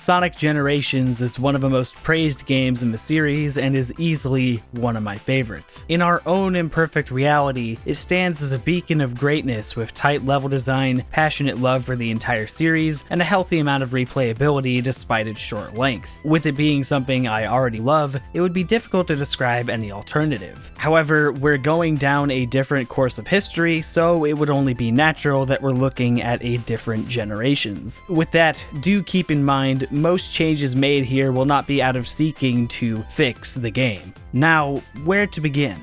I guess no better place to begin than the very first thing we saw when the game was announced. My favorite, Classic Sonic. If you ask me, 100% honestly, surely, ideally, I prefer the classic character designs to be viewed simply as that, character designs. I'd rather they not be canonized and instead be used as an art style whenever the urge arises. In SA1, they still have remnants of a classic art style in various situations, and the same applies in reverse. They used to put the updated, modern designs on the box for classic compilations. You just wouldn't catch him doing that nowadays, but back then, it didn't really matter. Starting with Generations, it does. Maybe I can have my cake and eat it too. Classic Sonic will indeed be Sonic's younger self, but what if in the scene where they're looking at each other in the mirror, the two Sonics don't even see a difference between themselves? A nice wink to the player that the difference in design is simply to distinguish which one you're playing as. It would result in scenes like this making more sense. Also, Classic Sonic isn't that disgusting shade of blue. Yuck. And you know what? Yes, I do object to the fact that he doesn't speak. By the logic of he doesn't speak on the Genesis, Tails and Eggman shouldn't be speaking either. It's so jarring too. Nobody even calls attention to the fact that one day Sonic just decided he would go from not saying a peep to never shutting up. If you ask me, it would be absolutely awesome to have Jaleel White come back one last time for the English classic Sonic voice. I think that's far more exciting for older fans than nothing. Or, you know, I guess Ryan Drummond could try to voice the character like he did in SA1. That would be funny. Yes, well, when we're talking about the voice acting, I suppose that gets us ready to talk about the story, which is an interesting case this time because Generations, barely tries to have one. Because of that, it's easy to forgive its many shortcomings, but it doesn't have to be that way. Yeah, this would be the second or debatably third time a story really centers around time travel, and only 2 main games later even, but unlike 06, this one wouldn't be a multi-layered complex puzzle, rather a really fun jog through memory lane with great character interaction. After all, this game isn't just a tribute to the many awesome places we've been, it's also a tribute to the many awesome faces we've met. For it being the only time we see Sonic celebrate his birthday, I think they should go all out with the attendance. Why is Rouge at Sonic's party and not Shadow? These two barely even talk to each other. Oh right, because when Shadow does appear at the end of a game, he just broods off in a corner. Couldn't let him have too much fun now. Get that shit out of here. He may be colder, but these two are definitely comrades by now. Brothers and quills. Let's get the whole squad here. It'd be pretty cute if Omega was forced to come by Rouge. You can't tell me that Big would turn down the opportunity to hang out and eat cake. What, is our Metacritic score going to plummet if this friendly feline attends Sonic's birthday party? Bah, I say. Silver would also be at Sonic's party. A creative liberty I'm taking is that following the events of Sonic Rivals, Silver stays in the past for one reason or another. Maybe he doesn't return to the future because he realizes that a changed future is no longer his home, and everyone he ever knew is now part of an alternate reality. Maybe he stays behind because he took a one-way ticket through time with Eggman Nega, and is now searching for a way to go back. In our timeline, they don't bother to explain the nature of Silver's time travel, and they just conjure up reasons for him to show up in every game he's in. It's pretty lame, and I doubt Shadow and Rouge would have a baby Trunks, let's say. So this is a way we could avoid issues with using this character past his initial appearance. Throughout the course of a game, Sonic would restore these characters within white space, and they would have flavorful, reminiscent cutscenes with each other for every location you visit, not just Green Hill and Chemical Plant. In the cases of Shadow and Silver, you would relive battles from a distant and alternate past, saving the present counterparts of those characters in the process. It'd be great to see them reflect on just how they've grown past their initial rivalries. Cool stuff like that could be everywhere. I suppose one logical question would be why these characters just sit back while Sonic does all the work, and I can think of a decent enough reason. All these places are specifically from Sonic's past, so mysteriously, only he would be able to venture into them while they're in a state of limbo. It'd be a nice way of alluding to the true nature of a time eater. The way Sonic restores the world and his friends is by ensuring that his past victories stay that way. It would culminate in an epic final encounter with none other than Dr. Eggman and his past self. Although instead of Sonic's friends just coming in and saying dumb shit like, "You've got this, Sonic," they would actually try to fight the Time Eater in the cutscene, giving our heroes just enough time to go super. Kind of a my friends are my power moment. Oh, and finally, maybe there should be some semblance of time travel rules here to ensure that the characters meeting their past selves isn't a headache to begin with. Personally, I've always liked the late Archie idea of classic Sonic going back to his time period and forgetting the whole thing ever happened. Of course, this is amplified by the result of what they went with instead, but let's keep it to Generations for now.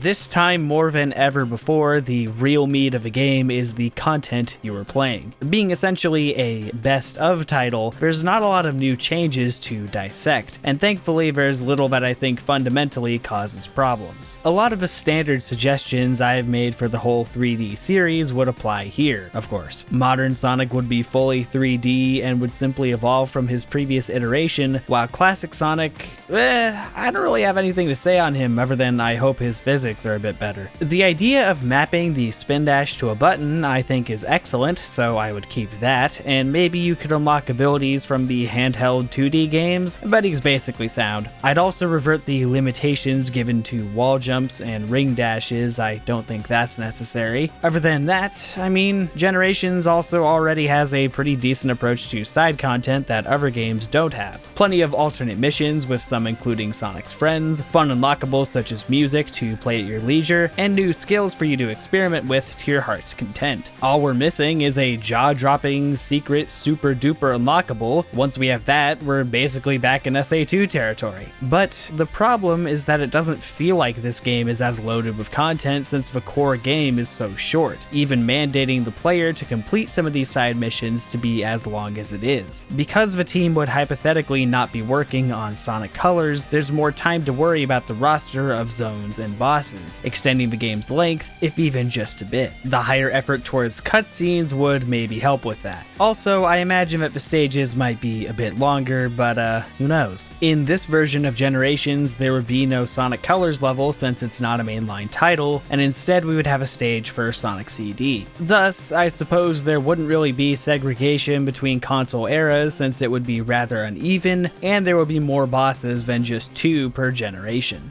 Nay, each represented game would have a thrilling boss fight in addition to its playable stage. I can't be the only one bothered by how classic Sonic gets 2 bosses while modern Sonic gets 4, so I would have the game give a more even spread for the 2 playstyles. You could have the game alternate between them for every other boss fight, ending with you controlling both of them for the Supersonic Time Eater fight, or I guess you could control them both for every boss fight, but I kinda prefer the build-up of the prior method. Speaking of build-up, don't you find it anticlimactic that the final stage is Planet Wisp and then you just go straight to the final boss? What? Me too. So in my cut, there would be a final stage to go with the Time Eater, something kinda similar to Eggman Land, where you swap between the 2 game components in one epic gauntlet. To be honest, I wouldn't be surprised if this were an intended idea that had to be scrapped in our game. So if we have bosses for each title and 1 extra combined level, we'd be left with about 19 stages and 10 bosses. If I may demonstrate, it would be mapped out as such. It made some modifications here and there. Not too much more than what we have right now, but I think it'd be a healthy roster of stuff to play in addition to anything else that they might think to do with the dev time. I do imagine the hub world may be a bit more enticing as well if it were fully 3D and felt more like a logical progression of the hubs from Unleashed. You wouldn't really have much to do in it without the resident NPCs, but it would prove more entertaining to make each area feel like its own place rather than just a 2D plane with gates. I can definitely see a Generations that's just brimming with even more content to be rewarded when the player does unique hub world challenges, gets red rings, gets S ranks. The game may not be too long, but that's okay because of how much stuff there is to do. At the end of it all, I guess there isn't too terribly much that would shift with Generations aside from general pretenses given in this timeline. What else can I say? It's just a bangin' video game, but I think almost fully realizes its dream intention even in the timeline we live in. Though, as a last footnote, I think it's important to think about the context in which Generations is even created. The word nostalgia has a pretty negative sting to a lot of Sonic fans, myself obviously included. I've neglected to mention it until now, but Sonic the Hedgehog 4. What a game. The true beginning of nostalgia being a major part of the series' identity. I don't think I need to explain what went wrong with this one, but we should remember that it only came to be because of just how much of a bad rep the 3D games had. People were crying out over and over for the games to just go back to the good old days and not have any of this Shadow or Gods of Destruction, none of this stuff. So hastily, Sonic 4 was made, the true return to 2D. Needless to say, this entire thing does not happen in a better reality. However, that then raises the question, does Sonic Generations even happen? Maybe not, but it has every reason to. With how badly Sonic 4 misunderstands the purpose and usage of nostalgia, Generations exists as a perfect foil, embracing its nature rather than pretending it's an authentic follow-up to something that used to be original. Even if there's little desire to see classic Sonic, even if both 3D and 2D evolved and lived in harmony, Sonic Generations has meaning in its existence because it stands as the ultimate celebration of 2 whole decades. Many franchises don't even get to exist for that long, so it's really special, and with the Sonic series, there's a lot of content to pull from. That alone is worth consideration following the completion of Sonic Unleashed, and even when things weren't going so great, even when the series was a joke in the realms of the internet, they still celebrated all of it. everything. 06 unleashed bits and pieces of Shadow and Secret Rings, its commitment, its integrity, and it's ambitious in its own right to take all of it and creatively deliver a fun package for fans of all kinds. This would be the one game quite like it. After Sonic Generations, the series could press on, ready to meet a whole new line of challenges in a new decade. Indeed, a major challenge would present itself in the aftermath we would come to witness. The Wii U deal. Directly after the development of Sonic Colors, the team experimented around with Sonic in the background as production continued on Generations. Eventually, it seemed clear that a new mainline entry exclusive to Nintendo's upcoming console, the Wii U, would be a very profitable idea. Sonic has always seen a lot of success on Nintendo consoles, and Colors was the epitome of this trend. Surely, as a business, it's a no-brainer to enter a contract with Nintendo, decreeing that the next 3 Sonic games would be exclusive to their systems, right? So, dedicated to the cause, the next Sonic Team game would be Sonic Lost World. And, no. This Wii U partnership, I would say, is one of, in fact, no, probably the biggest mistake in Sonic history. We start with the fact that Sonic Team wastes their time making a game with the exceedingly obvious goal of ripping off Mario. It worked so well to nudge Colors in that traditional kids platformer direction that when it comes time to literally sign ourselves over to Nintendo, we're going all in. This game, much like Shadow the Hedgehog, is fundamentally an idea built upon chasing a dollar sign without any care to how it would fit in the bigger picture. Likewise, if it exists in this timeline, it too is a very different game. Because in the first place, there is no Sonic Colors on the Wii for it to follow up on, the Wisps aren't coming back from the DS game, and Sega doesn't chase that Nintendo money so hard that they lock themselves onto a console and then try their best to feed red meat to the local lions. I could maybe see a Sonic Lost World working as the next Dimps game for the 3DS. If you close your eyes, forget everything you know of it right now, and just imagine a game that has you explore a hidden Jack and the Beanstalk kind of world and fight its 6 deadly inhabitants with Sonic, Tails, Knuckles, and Amy, that sounds a bit interesting, right? There's no need to make it a childish and generic platformer that throws out almost everything a Sonic fan would like about Sonic. This does not feel like it's part of the same series as this. I advocate for freedom to experiment, freedom to be creative, but I can't even say they were doing either of those things with Lost World, as I certainly don't see this experiment yielding any constructive result aside from getting money. There are limits. Above all else though, we got some big next-gen consoles coming out. Why are we focused on making dated responses when instead we can make art? Of course, if you like the game, more power to you. But I don't think it can so easily be denied that this was an unnecessary detour, one that simply wouldn't happen under any circumstance if going by the philosophy Sega would be employing in my scenario. But that's just part 1 of the disaster that befell Sonic in the 2010s. Part 2 is Sonic Boom, the absolute nail in the coffin that was this arrangement with Nintendo. Very, very long story short, Sega sought after a Western revitalization of the Sonic IP in 2011 at the latest. The given story was that a cartoon show was decided on first, hoping to repeat the success of Sonic X back in the 2000s, and then games would be made to promote it. Sometime after this began, however, Sega struck the deal with Nintendo. Thus, the game at the time known as Sonic Synergy was horrifically downscaled to try and work on the Wii U. What's more is that, evidently, the project had a far greater life of its own before it was decided at a later point that it would tie into a new Sonic TV series. Even with these intense changes, Sega was not in any mood to delay the game. Sonic Boom: Rise of Lyric would go on to be the worst received and worst selling Sonic game ever, ironically not even being able to reap the benefits imagined when working with Nintendo. As fate would have it, there was never a guarantee that the Wii U would be a raging hit like its predecessor, and it backfired hard when Lost World and Boom did not reach sales expectations. The fallout was catastrophic, leading to many layoffs, company losses, and you may wonder what on earth they could do to salvage Sonic after this.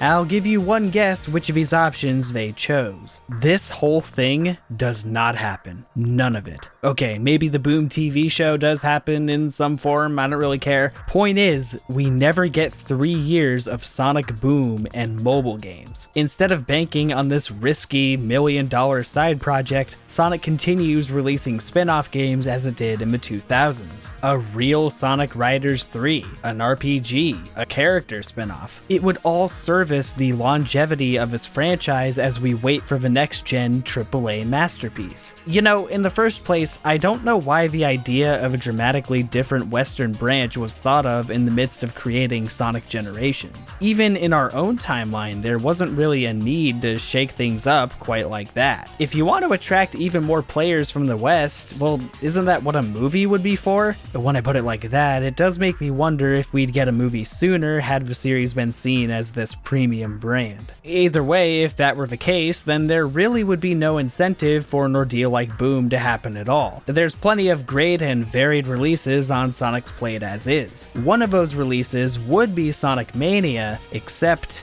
in this timeline, Sonic Mania does not happen. Wait! Just wait a minute, okay? Christ. Sonic Mania does not happen because 2D Sonic is consistently considered top quality 3 and Knuckles tier stuff, and there is no need to, quote, return to it. By all means though, fans could join in and work on official new games, and you know, if we went with classic Sonic simply being an art direction and not the very spawn of nostalgia itself, I think it would be great to see a game in that style. I reiterate, just because there is a change presented to be more appropriate within this new context, that does not mean I am saying it is deplorable trash. But speaking of which, it seems time to finally address the last main series game to date, in perhaps the most interesting case of all. What would follow Sonic Mania in our universe? Well, let's just say it's been met with quite the resistance.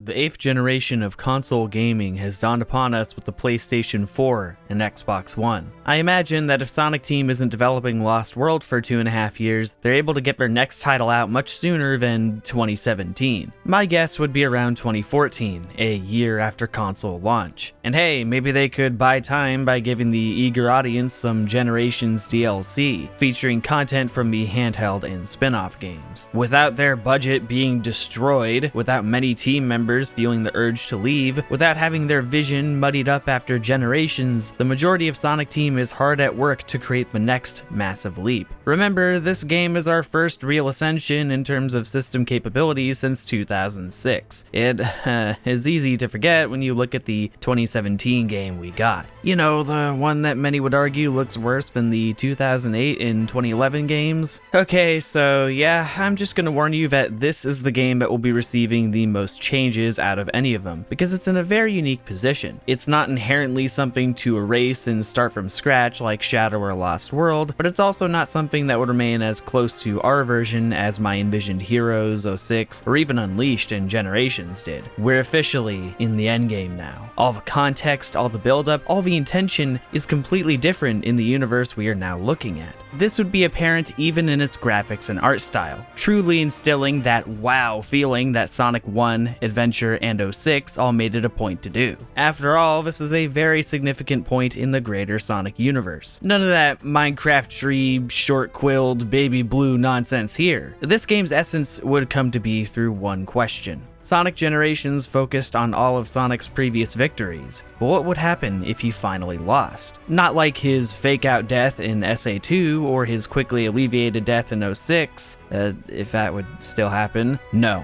This time, he and his friends would all lose to Dr. Eggman after the merrier times of Generations, and there would be consequences that are not so easily undone. A bold new direction to take after the safer entry just prior. Buckle up, kids. This is Sonic Forces. I still think that title's kinda gross.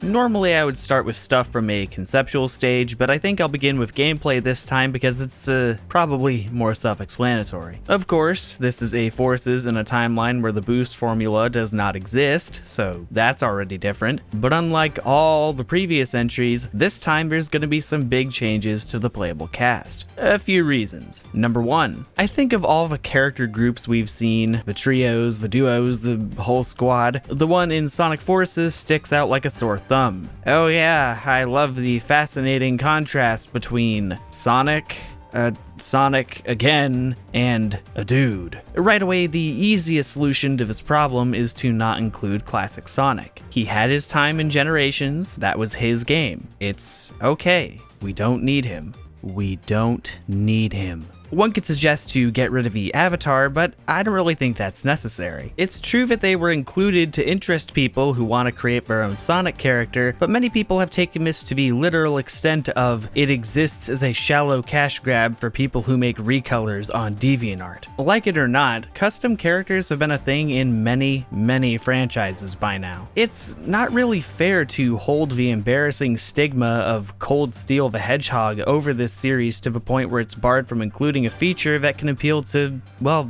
everyone. Truthfully, I don't think it would even be received in this lame, people-pleasing fashion if a game were committed to its obvious original intent of just Sonic and the Avatar. Having classic Sonic in the mix understandably creates the impression that this game genuinely has no goal outside of jerking off the masses. But you know, I'll take it a step beyond. I have no doubt that in the timeline I am talking about, there would still be a vocal sect of people who are a little bummed by only playing as Sonic in the previous two main titles. So in our world, when the idea of joining the Resistance popped up, it seemed like there could not be a better time to bring these characters back. Indeed, in the Sonic Forces where 06 wasn't a flop, I believe it'd only be natural that the game focuses not just on Sonic and the Avatar. Rather, this game would fully embrace its identity and focus on everyone, with your avatar as the central character. This can be done by having the other characters essentially work as the amigos would in 06, with your avatar still retaining the most screen time. They could join you in tag team sections, or they could even have a few whole scenarios of their own. For example, maybe when your avatar is busy on the front lines, Eggman unleashes a surprise attack on the Resistance base, finally giving Amy a much desired opportunity to get off the computer and go wreck some shit. That segment of a story where Sonic and Silver fought Infinite was a notable glimpse at what this game can be. Like, I want that kind of stuff to be what you play. The game variety could be endless, and it would be a way to show that these characters are involved without just telling us that they are. There's not really a great reason to have them be excluded from the gameplay like there would be in Unleashed or Generations, so I say, let it be so.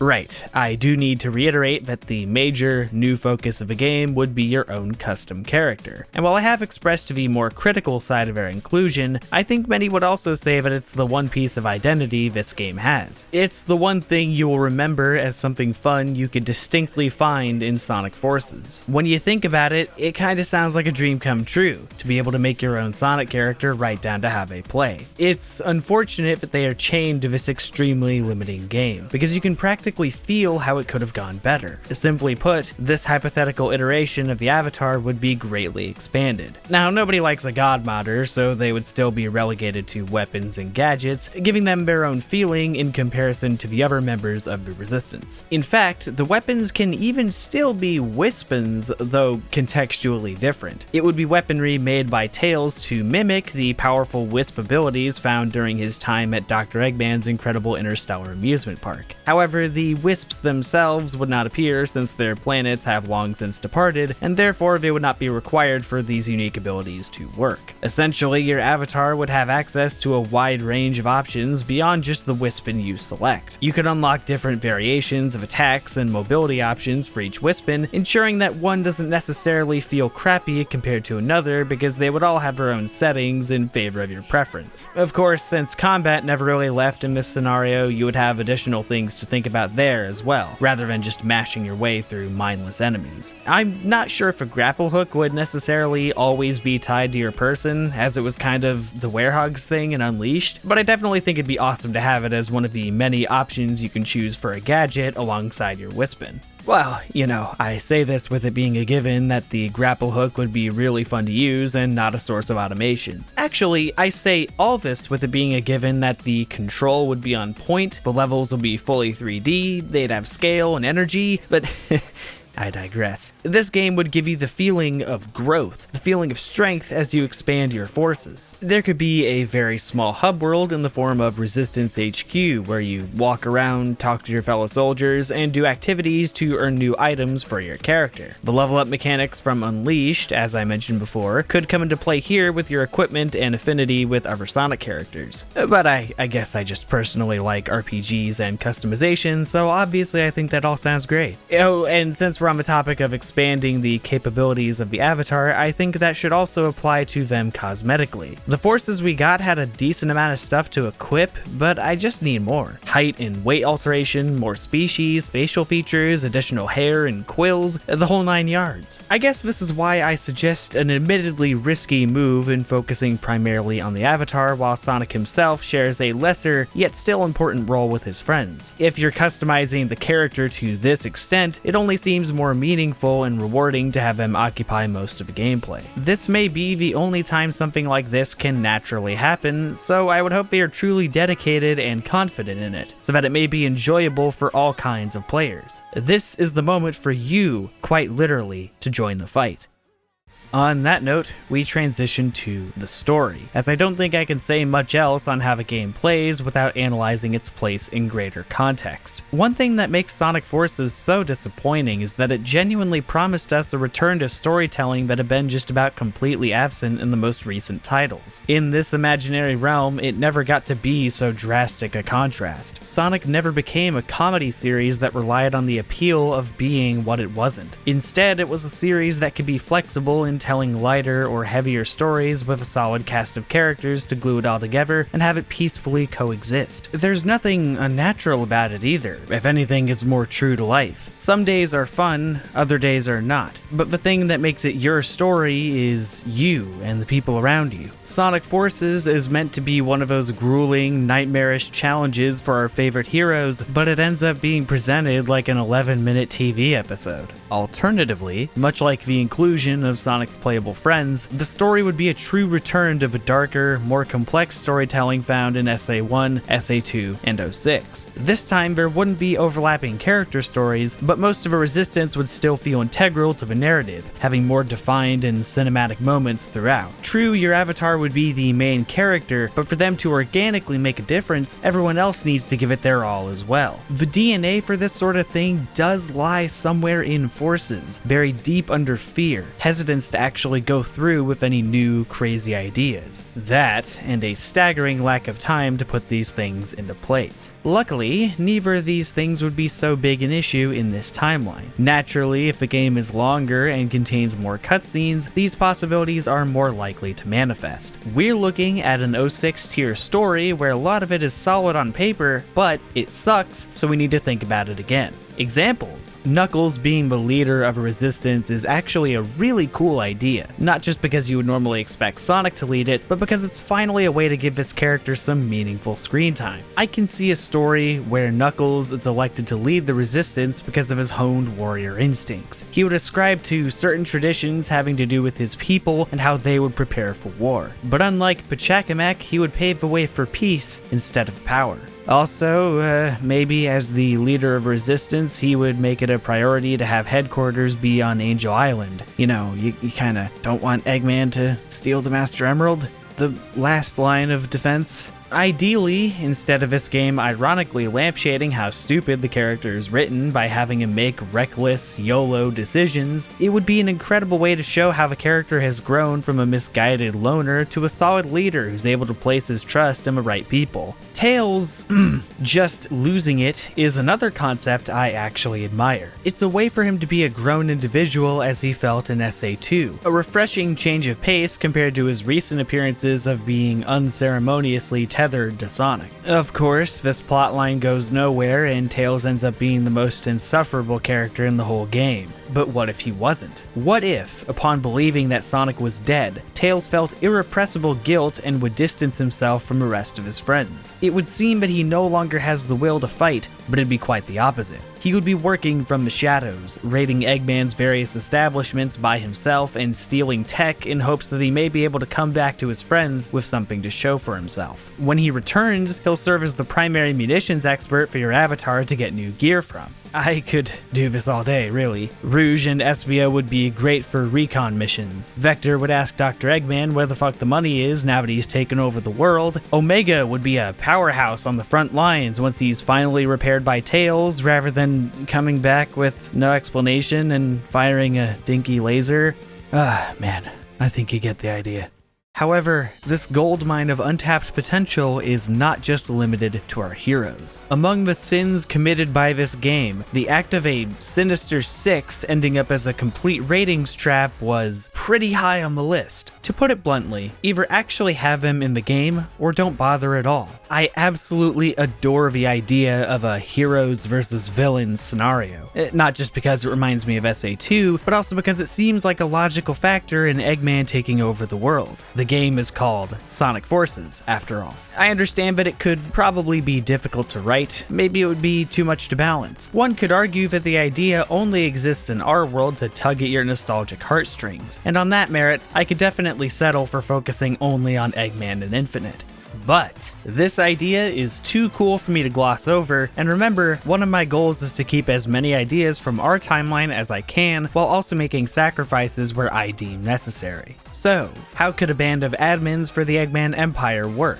Well, okay, gonna have to take some hefty creative liberties here with the lineup, but hopefully it'll all make sense. Chaos does not appear in this game. I have run it through my head over and over, and I just don't think there genuinely is a way to include him that doesn't feel immensely contrived. For one, he ascended to the heavens or something with Tikal. I know he's in Sonic Battle, but I think it's stupid for him to be there too. Say he does magically come back, well, I still don't think there's any incentive whatsoever for him to join Eggman's side, nor do I think the Doctor would even want to work with him again. He's a primal force of nature who was only destructive because of his hatred for people's greed. You could say that maybe Infinite could manipulate him into thinking the Resistance is the enemy, but I just think there's too much that could go wrong there. Another cut from the list is Zavok, because, well, I'm sure he'd exist in some form through the new Sonic Lost World on 3DS, but I think when we start reaching for the handheld villains, it might get a bit cluttered. I kind of imagine that the development team would be attached to their own villains, so even if he's an entirely different character, and better for it,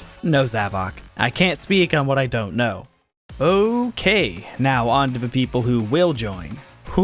Shadow the Hedgehog. As many people had wrongly speculated during pre-release, he would serve as a sort of double agent for the Resistance. You'll notice throughout the game that he's never actively pursuing Eggman's destructive goals, and if anything, he's sabotaging the Empire from within to buy time. Unlike the other villains, he didn't help Eggman conquer the world in the first place. Instead, he would go along with a proposition offered to him later by the Doctor. The man would promise that once the Master and Chaos Emeralds are in his possession, he would use them to directly or indirectly revive Gerald and Maria Robotnik. However, Shadow would not truly give in to this temptation because that's not the person he is, and perhaps Eggman would know all along that he wouldn't either. More on that later. The next villain would be Metal Sonic, who is a bit more self-explanatory. He's been off on his own for a while now, but he's decided to form a new partnership with his old master after realizing that the newest plan to take over the world is pretty likely to work. It would be the closest Metal could have to a robot kingdom at this point, and more importantly, it would finally establish his dominance as the everlasting Sonic. Okay, so for this next one, just bear with me. Hold on to your butts for a moment, because I have a reason. The next villain in the Rogues Gallery would be none other than Mephiles the Dark.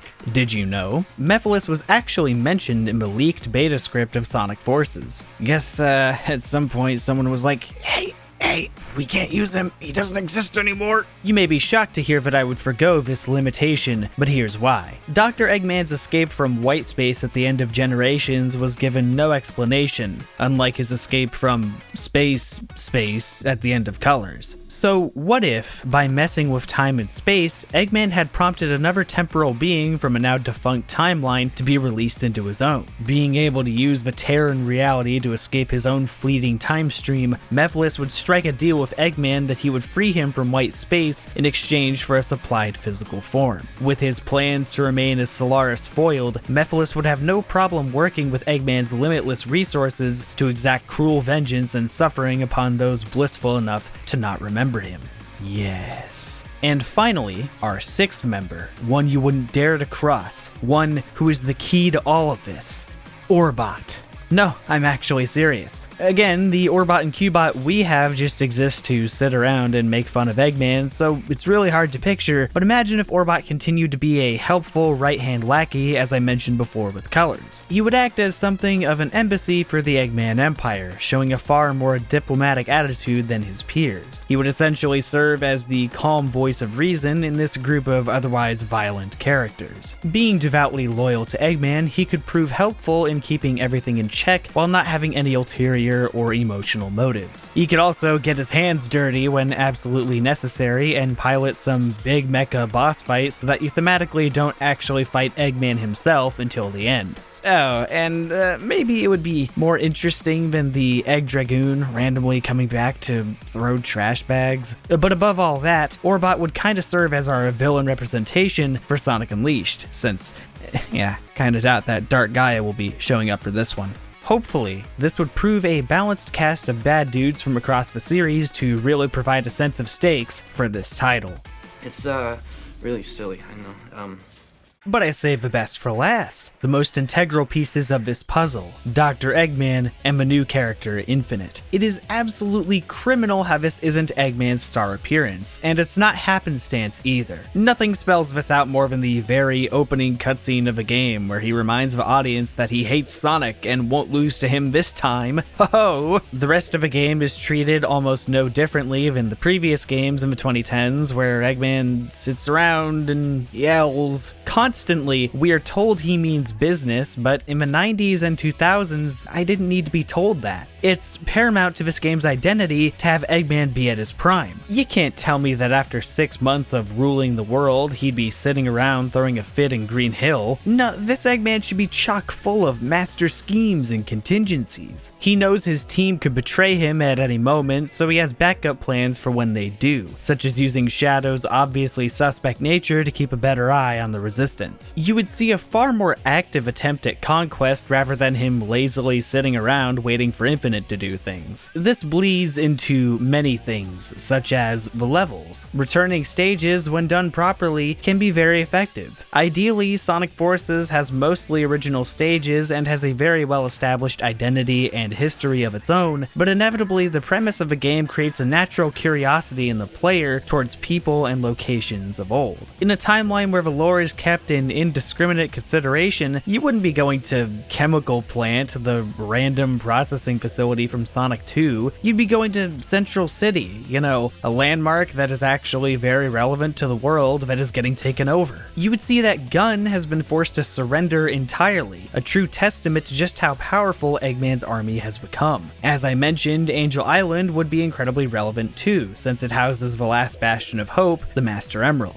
The literal floating island would be the 1% of a world that Eggman has not taken over, instead of city. I understand the inclusion of Green Hill, even if it's not actually a significant place in the lore, and to be fair, even after Sonic Generations, it probably wouldn't be so egregious to see if he didn't have 4, Lost World, and Mania using it as well. But even this doesn't quite feel right in the retail product. Even the simple imagery of the lush, iconic first level being completely destroyed falls flat because it's literally just Green Hill with sand in it. Green Hill's looking a lot more like Sand Hill right now. Fuck that. Commit to the idea and stop worrying about the rigid minority that would say it's too dark for a kid's game. I want to see these places absolutely devastated like the concept art seems to imply. I want to see the effect this has on the world and not just South and West Side Island. Where are the smiling Eggman faces? Like, this is his game. One idea in the game that seemed pretty cool was Metropolis, a bright-looking utopian city. You would think that this place would be a public reminder of the good future Eggman is crafting for the world, a hollow distraction from the pollution and bloodshed elsewhere.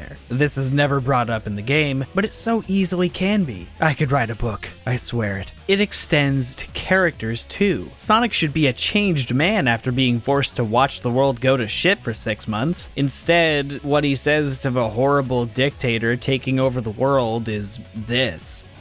Your plan will end like all your plans do, with you sitting in a pile of busted robot parts wondering how you failed so badly. I'm not saying to make the game devoid of any fun, but Christ. One scene in Sonic Adventure 2 says 1,000 words about this dynamic more than the game that literally puts words on the screen.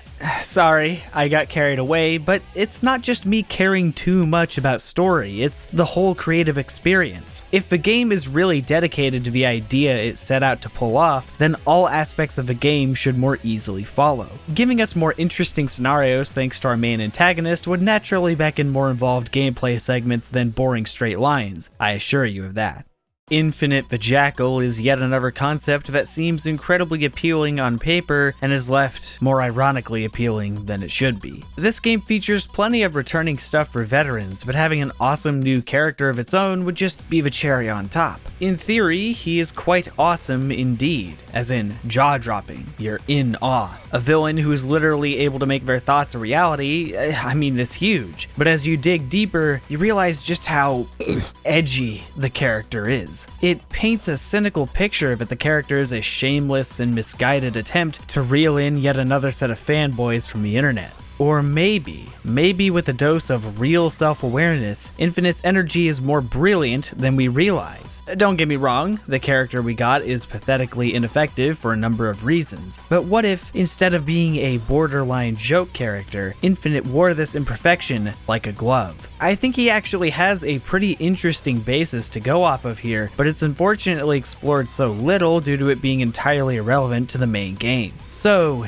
if you'll allow me, this timeline's Infinite would be treated far more carefully, but his very nature would be a lot more unhinged than any of the prior rivals or villains. Infinite is a character themed around masking insecurity and weakness. Or at least you feel he should be, but this doesn't really come up outside of episode Shadow, with the exception of this line. Your mask can't hide how sad and lonely you are. That Phantom Ruby virtual reality of yours is the real illusion. What if we ran with that? Infinite would be a very confused and angry boy. He's not exactly a super credible, intelligent mastermind, but that would be kind of a point. You would be able to discover that he declined in the ranks of bounty hunting to the point where he became desperate enough that he would work with Dr. Eggman. I actually love the idea of having a new character who doesn't turn on Eggman, but this is, of course, not really discussed in the game. You kinda wonder why Infinite doesn't do that. You'd think he'd be the true final boss like so many of the past villains. But I can think of a few good reasons. Reasons that seemed more logical in earlier builds of the script. It seemed that without Mania, the Phantom Ruby was actually devised as an invention known as the Valtron.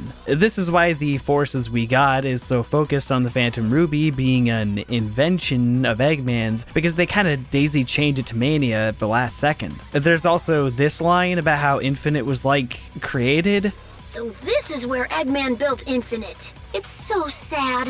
What a lonely place to be brought into the world. Like, the fuck? Clearly, there was something going on behind the scenes, and what we're left with is this travesty that needs to be explained through afterthought DLC and comics that are never referenced in the main story. As is law in this dream world, that would not happen. I don't know about you, but I think Eggman inventing something incredible makes far more sense than him finding a mystical doohickey on his doorstep and cloning it. So, perhaps there could be some marriage of intentions where the Doctor would invent the Valtron and fuse it to his more agile, willing ally. He would make it clear that if a jackal tries anything funny, the device could be remotely detonated. However, there would be no need, as the newly reborn Infinite would have nothing but genuine gratitude for Eggman. He's finally granted a pitiful mercenary a chance to shed his weakness. Over the course of a game, you would gradually wake Infinite up to the truth that what makes him weak is his reliance on power, and he would increasingly become less able to maintain this air of confident omnipresence. Instead of having him freak out because he wasn't able to beat the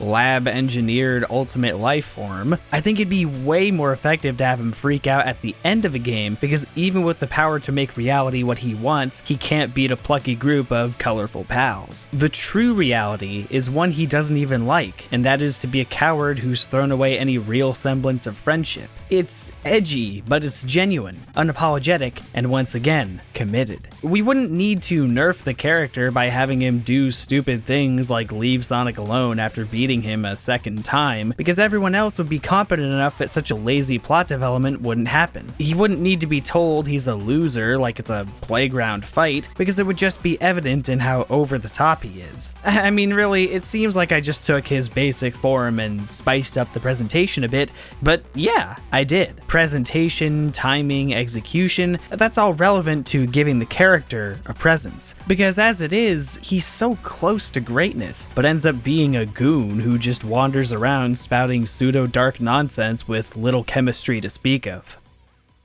All this is to say that the game would and should be a next-generation epic that gets people of all ages and backgrounds excited for Sonic the Hedgehog yet again. All of these ideas, all of these different artists and actors, Generations would serve as a compilation of everything, but Forces would serve as the culmination of everything. Certainly, I think Sonic Forces should be seen as the new landmark. Things would really change with this title. Our expectations would rise instead of lower, our perception of what can be done could be broadened. But even in universe, things would change too. Characters would go through a meaningful journey, one that isn't even written out of existence like 06. Places would be changed forever. Status quo would be broken, because this is an ever-evolving universe. Instead of a final battle with lame recycled boss fights, could you imagine a truly stunning finale that makes even the likes of Solaris look like baby cakes? This would be the end of a war that spanned over half a year. This is the moment. If Dr. Eggman has finally reached a level of power that compares to that of the gods, then it should really feel like it. I know it's considered cliche, but really, could it be anything other than a triumphant combined effort between everyone? Would the Chaos Emeralds, the miracle gems that have so much power over the world, really not be a part of this? Is this truly any lamer than fighting the Nega Wisp armor a third time for what's supposed to be one of the most climactic moments in the series? I say no. In a world where Sonic continues to strive for the best, I know we would see something else. I'm thinking I'll take a page out of Mania here, and we would see a duo final boss fight. Eggman and Infinite would team up, pushing the Valtron to its absolute limit, posing the ultimate threat that could end up wiping out the entire resistance. Everyone would have to give it their all as the fight would rage on in the middle of a massive battlefield, and instead of having a final collaborative level like Cannon's Core or End of a World, we'd have a significantly multifaceted boss fight that swaps between every character, all facing the same huge target. Then, to cap off the emphasis on player interactivity, you would be given a choice before the decisive bout. A choice of which three characters would harness the energy of the Chaos Emeralds and participate in the final phase. Should you choose your avatar, you'd be able to design their own super form, and it'd just be... yes, right. I did say I would try to leave things to your imagination. Guess I just had to show a bit more of my own for this chapter. The conclusion of Sonic Forces would feel earned. No empty speak of cleaning up the world we live in, no forced ending dialogue about how this sure did change everything, but we'll be friends forever. Nah, because you would already know. You'd be done with a turning point in this series. You'd have just played a game that isn't content with focus charts or buzzwords or anything. Just an exciting adventure that further establishes Sonic as a dynamic AAA series. I have talked so extensively about Sonic Forces, not just because with this one it's personal, but because it would be the most changed of a things not explicitly erased if Sonic had taken a different path. This game is following not one disaster, but two in our timeline. Where we are now is a road of uncertainty, but one would think that following such a major game as this, we'd end up down a completely different kind of uncertain road. With Dr. Eggman seemingly engulfed in null space at the end of a game, perhaps we could get a post-credits scene where we finally see Infinite without his mask, and now left with a powerless Valtron. Brandishing his sword from days of old, he would depart for places unknown with equally shrouded motives. As for us...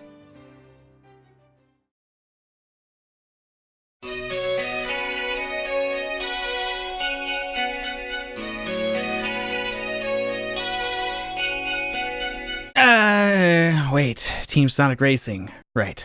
This game doesn't exist in this timeline because the Sonic Riders series continued as our central racing spin-off series. Maybe, Team Sonic Riders? Yeah. Or, maybe Suma Digital continues its kart racing endeavors with yet another Sega All-Stars racing title. I don't see the point in diminishing the unique appeals of these two racing series when clearly people enjoyed both as their own things before. Also, when it comes to the quality of these games, it'd be nice if we had a decent budget, character selection, and post-launch support. Thank you. Now that we're talking about the usual miscellaneous releases, I suppose right at the end here I'll mention that one catalyst for me making this video was a certain re-release. I'm sure you're aware of it. Now, we're not going to date this video too hard by talking about that specifically, but there is one constant thing about Sonic which makes this topic a little less tangential. That is, that Sonic just sucks with releasing legacy content. Like, dude, what happened? I used to be able to play virtually the entire series, including side games, on my GameCube. But to tie it back into the what-if scenario thesis, let me just say that I understand how game development takes a long time. We are currently undergoing the largest wait for a mainline Sonic release ever. Fans are getting restless, like more restless than normal. This is why companies with big-name IPs like this will release spin-off games to tide the more invested consumer over for a bit. But there is another way to do that, and one which takes significantly less planning. That is releasing your catalog of games for people to play on newer systems. Sonic used to do this, but at some point they stopped, and so when they finally re-release something, it's made so much bigger of a deal than it really needs to be because that is the Sonic thing we're getting this year. And then, when it's not a very good release, it's made far more damaging. In a world where Sonic isn't literally so afraid of its legacy that it would refuse to get whatever money it can out of it and would instead risk it all by placing all of their bets on new releases, the entire main series lineup, Heroes, 06, Unleashed, these would be on PC and other modern platforms. After Sonic Forces, or even before Sonic Forces, development's gonna start slowing down again with the increasing demand of the PS4 and Xbone, so in addition to releasing quality spin-off and 2D games, it would just be a nice reassurance to have a backlog of games ready for people to buy at any time on the most recent systems. Beyond that, however,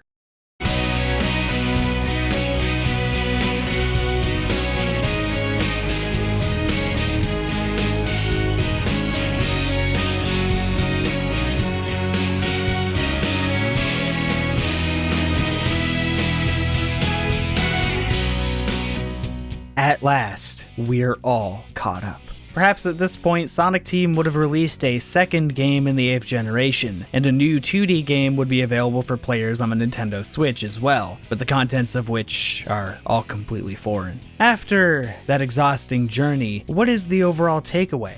Of course, it's all based on my opinion and thought process after studying this series for years, but I really tried to illustrate what it may look like if Sonic were just to adhere to some healthier guidelines. Don't rush games. Make timeless art, not dated responses. Don't evade, evolve. And you know what? Sure, maybe this is too idealistic. Maybe this or something like this could never have happened and this whole video is for nothing. Sure, I'll bet that even if everything happened exactly as I envisioned it, problems would still arise. I'm not saying it's perfect, and I'm not even trying to be some genius by saying that I know how to fix everything. I'm better than Sega.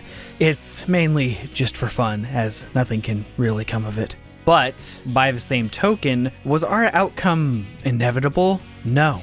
No way. Sonic, as a brand, has made so many mistakes that would kill almost any other series. You can't tell me it's in the series' DNA or it's a product of its time that could never have lasted. Get out of here. Sonic continues to live because people care. It's a miracle, but it's a miracle that people make happen. If this is what it is right now, if it's still technically alive and kicking, imagine the potential of what it can be. Sonic can be a normal video game series and still sell. Something that, yes, has its own flaws that make it man-made, but can walk into a room and not immediately be laughed off the site. I make this video not to say how terrible this series is. I'm not here to belittle its achievements when I picture a world where it reaches the potential I see. If anything, I'm here to say that Sonic is worth so much to me because the good it accomplishes is very important, and I wish it could be seen that way by everybody. Well, most people. Understandably, some may be upset by what I value in this discussion. You may not like the idea that I believe Sega organically building from their pillars in the early 2000s would be for everyone's best interest. Unfortunately, this conversation is rooted in the society we have right now, a fandom environment that I'm tired of. If we constantly, and I do mean with no ifs, ands, or buts, constantly had great things to look forward to with this series, we would have so many better things to talk about. We would not be going on Twitter every single day to discuss which game had the best eyes. We would not have to have debates on how very simple characters are supposed to be portrayed in even the tiniest of mediums. The series would not be carried by supplemental avenues like memes, mobile apps, comics, or free YouTube cartoons. Things like the amazing Sonic 30th Anniversary Symphony would happen more often because Sonic would be a name most people unironically want to see. Sonic would be something critics take seriously, something they're bringing up in their Game of the Year debates. And certainly, we would not have to stretch the truth about how great the series is doing if the truth was too good to be stretched. I'm just weary of all the baggage that comes from the origin point that is Sega's mismanagement. The dumb rules that apply only to this series, the tribalism within the fanbase, and honestly, the willful acceptance and ignorance. The staggering amount of people who will tell you that these discussions should just not be had, because the series has been this way for so long that you just gotta universally love or hate it. It's part of Sonic's identity, man. The fact that it is an irrational roller coaster,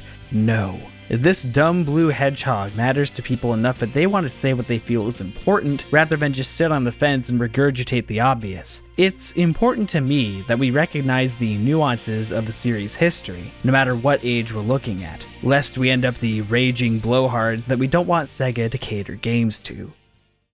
Before I finally cut it off here, there's an article that I remember all too well and think about often when regarding everything that's currently going on with Sonic. An article from Polygon published on February 8th, 2016, titled Sonic's Long, Great, Rocky History. I want to share an excerpt from this with you because it really is emblematic of everything I'm talking about today. This was what Takashi Iizuka said following Sonic Boom: Rise of Lyric. When you buy a Sonic game, we want you to see that Sega logo on the package and know that you're getting a great experience. Ideally, I want Sonic to be a character loved both by people who play games and by those who don't. He would then go on to say, though the character won't change, we do think that the games should always be open to evolving and constantly improving themselves. We use our Sonic Team logo as a brand for those titles we feel confident in, and though Sonic has evolved and changed much in terms of gameplay as we found what worked best, we want to keep creating good games so that Sonic Team's logo will always stand as a mark of quality.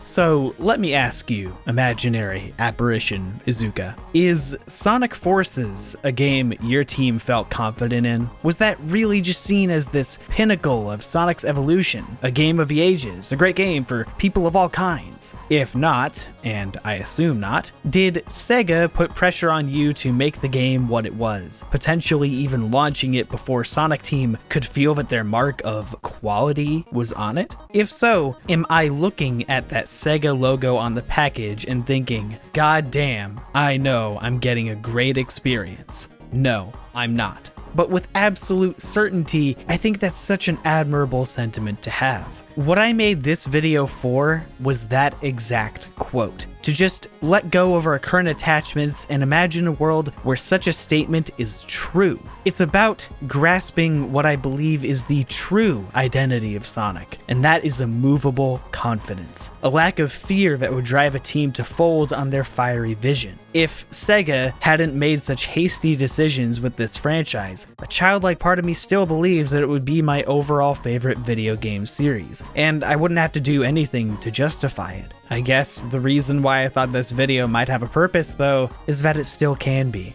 I know I said at the start that this wasn't meant to be a how to fix the current state of a series video, but the franchise is not in a position where it's too late. It's no coincidence that we always see glimpses of that, with passionate efforts to liven it up here and there, dancing around the core problem of priority misplacement. While I think I've outlined why it would be ideal, we don't need time travel, because the truth is this: the only way to break free is to break the mold. And after all, in 1991, isn't that what Sonic the Hedgehog was created to do?